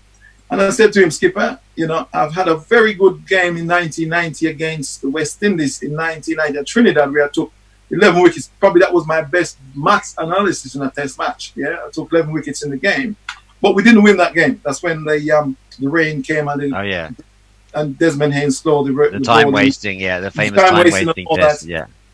And I said to Arthur, I said, look, the only way this is gonna mean a lot to me, you guys get out there, knock these runs off, and let's win this game, win and draw the series 1-1. And once it started sinking in, when it got out there, knock the runs off, we won the game, drew the series. I was man of the match, man of the series, just played 1 game. And next it started sinking in. And I keep saying, wow, that's it. If I'd gone and take 957 and did not win the game, or South Africa bowled us out, it wouldn't worth a thing, man. But, winning the game, draw the series. And the adulation that follows was amazing, because all of a sudden you're getting called from the president and you're getting called, all the newspapers, headlines was my performance. And it was a memory maker. And would you believe, I've had so many contacts from all over the world where a lot of sons from New Zealand right across been called Devon. They've been named after me mainly because at that particular stage, you know what happened? Either the wife were in labor and all that business, and they keep running off, coming back. Oh, he took another. When his wife's in labor, rather than helping, they're running off, trying to scream to watch the cricket. So I know 1994, September 1994, on that day, there's a lot of boys all around the world being called Devon. I must have had at least 10 letters. I mean, a few years ago, one came in from New Zealand, to meet me. I keep saying, wow, I've been sending out birthday cards and all sorts. Dad's been saying, look, my son's named Devon after your performance against South Africa in 1994. Wow. So it's been a massive memory maker, mate. And, and it'll stay. It'll always will be. It's going to stay the test of time. It's one of those records that will stand for the test of time. Devon, bringing the story up to date, do you think there's going to be a lot of kids called Cornwall now after this test match? Do you think there'll be a lot of newborns called Cornwall? I tell you what, he's a big boy. He's a big guy, but you know what? He can bowl, and I don't believe, the way cricket or sport is run these days, not a lot of people would put him in his team, but he's got the talent. That's the way Cornwall is built. You can tell the boy can bowl, and I reckon he can bat as well. And, he's a good fielder. So we must not discriminate, Generally, when you're talking about a professional sports person, they had to look a certain way and all that business. But, we got to give people a chance. And, all he can do is, he's on the platform, show that he can bowl, he can play cricket. And I don't believe it's not for the want of, working on his diet or working on various different things, because, there's people there we're trying to help him work on his size, whatever. But when sense out, people probably call it the people Cornwall, I don't know, but at the end of the day, it's one of those things. It's probably nice to see. There's a lot of people out there who said, okay, too right, you probably don't look like you're a professional sports person, but you can do the business. So we must not discriminate, Well, it's good to see Devon and Cornwall given the credit they deserve in the cricketing stage. Now, I've got to ask you, Devon, with the Jofra Archer situation, I'd love to get your perspective on Jofra Archer, because the England management have really tried to look after him, and you famously were you were often criticised, I think, by one or two people for not being sufficiently committed. You came from coming from Jamaica. You were accused by one article in Wisden magazine of not being sufficiently committed to the England team. In the light of the changes in society since then, do you reflect on the Jofra Archer situation and see any parallels there? Yeah, I mean, as you said, that's why when you mentioned about the article in Wisden years back, and I had to take them to court, High Court, to put that right, because I keep saying, "Wow, you check my record," and the thing about it, they were particularly pointing and the Afro-Caribbean black guys, because at the time as well, there was guys that was from South Africa who actually came over to play cricket. I didn't come here. I got the chance, I took it with both hands. I set up. I've been given my chance by England. I wanted to play for England, and that's where I give my thing. But if you even look at my figures, and look at the figures right through, all my best performance with the leading up games against England. So there's no, there's absolutely no question in how much I'll give. It was racism was behind that, wasn't it? A guy called Henderson, I believe it was. The editor of the magazine was David Frith. David Frith from Australian guy. Yeah. But I had to take them to court mainly because, again, I said, look, I've got kids born in this country.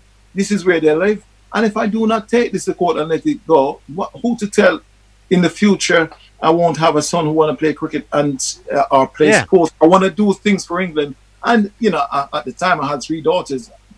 They go on and do very well academically. One's a pharmacist, one a pediatrician, one a journalist and all that business.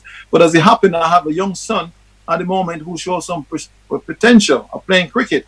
And I wouldn't want later on he look in an article and said, look, the dad will accuse him of not trying. But, it was great to see. I took them to the High Court, and the court the paper admits, and we got things resolved and moved on. But back to the Jafra case at the moment, you see, Jafra got out there, he bowled very well. It's tough, bowling quick, day after day, and Jafra again, obviously. He spent a lot more time in Barbados, where a bit warm. We see how lethally well he bowled against the Australian, and he had them in all sort of trouble. He got to be colder. And again, as a fast bowler, I must admit, earlier on, Jafra is used to bowling, mainly playing white ball cricket. And when you're going out there and play a game where you're going to bowl maximum 4 overs, you can give it all. You probably have 2 spells or whatever, not a problem. But when you're going out there bowling 30 or 40 overs in a test match, as a fast bowler, I don't care how smooth you are, it takes a lot out of you. So when they see Jafra getting out there bowling and not bowling at 96 miles an hour every ball, it can't be done. The next they said, okay, he's not trying hard enough and all that business. So do you see any parallels there in the way that he's been criticised with the way that you were criticised in terms of motivation? Indeed. We're all human, you understand? It's nothing to do with, okay, I'm not charging in mainly because I don't want to for England. He doesn't care. You've got to work with your body. And I said the guy could be tired, and I said he bowled some very long spells. There's never in my life, I played for how many years, and I've never ever bowled spells where in one innings I bowled 30 or 40 overs. I'll probably get up to pretty near 30, but next you really start feeling it. And that guy bowled some heavy heat. And another thing again, he just been co-opted into the team just for the World Cup and pushed on. And one of the most frightening things I saw, which I actually prayed, things were going to work out for him, was in the World Cup final when he bowled a super over. Because, that could have finished him. If he didn't go on and win the World Cup, all of a sudden the finger could be pointed at him, as it did on myself in a test match. Is there extra pressure? Is there extra pressure on yourself and Jofra Archer because of coming from West Indian background? Coming from West Indian background. And at times, on many occasions, I'm there playing for England, and it's different with Jafra now. With obviously you've got the social media, you can put things out there, and also you're concentrating in test cricket. But in the past, where we had these fickle selectors, I'm in a test match and I'm probably trying something to get a batsman out, trying to a few bounces or whatever, top edge going for 4 and 6, and straight away I know I got to get a wicket next few overs. The pressure is so much, because as soon as taking wickets after wickets, or the batsman doesn't make too much runs in the days I play, and I get a few wickets, but next a bowler get dropped. Who's going to be dropped? Devon Malcolm. Why? Because the ball is with the test side, we only got bowled for 166, and somebody, papers and commentary normally said, so why is he being dropped? He's not the best batsman in the world. You don't expect a number 11 to get out there and make the runs as well as take wickets, do you? So these type of things you look at and you keep saying, what's the criteria? How does these selectors work? Are played this way? But in Jafra's case, you're talking about it's got to be used properly. You're there as a quick bowler, a fast bowler. You use your bowler sharp. You have 5 overs. You don't want to bowl in more than 20 overs in a day or whatever, and use you use other bowlers, and if the surface is right, the time is right, take wicket. But you can burn your fast bowlers out by doing too much. But Jafra is under a lot of pressure, and it does happen as well to other players. Graham Hick was a classic case. But I think particular pressure probably, from the West Indies background. But Devon, I can understand now why so many people pay so much money to hear you entertain them at lunchtime. It's been absolutely brilliant having you on. I've just got to tell you we've had a few listeners calling in.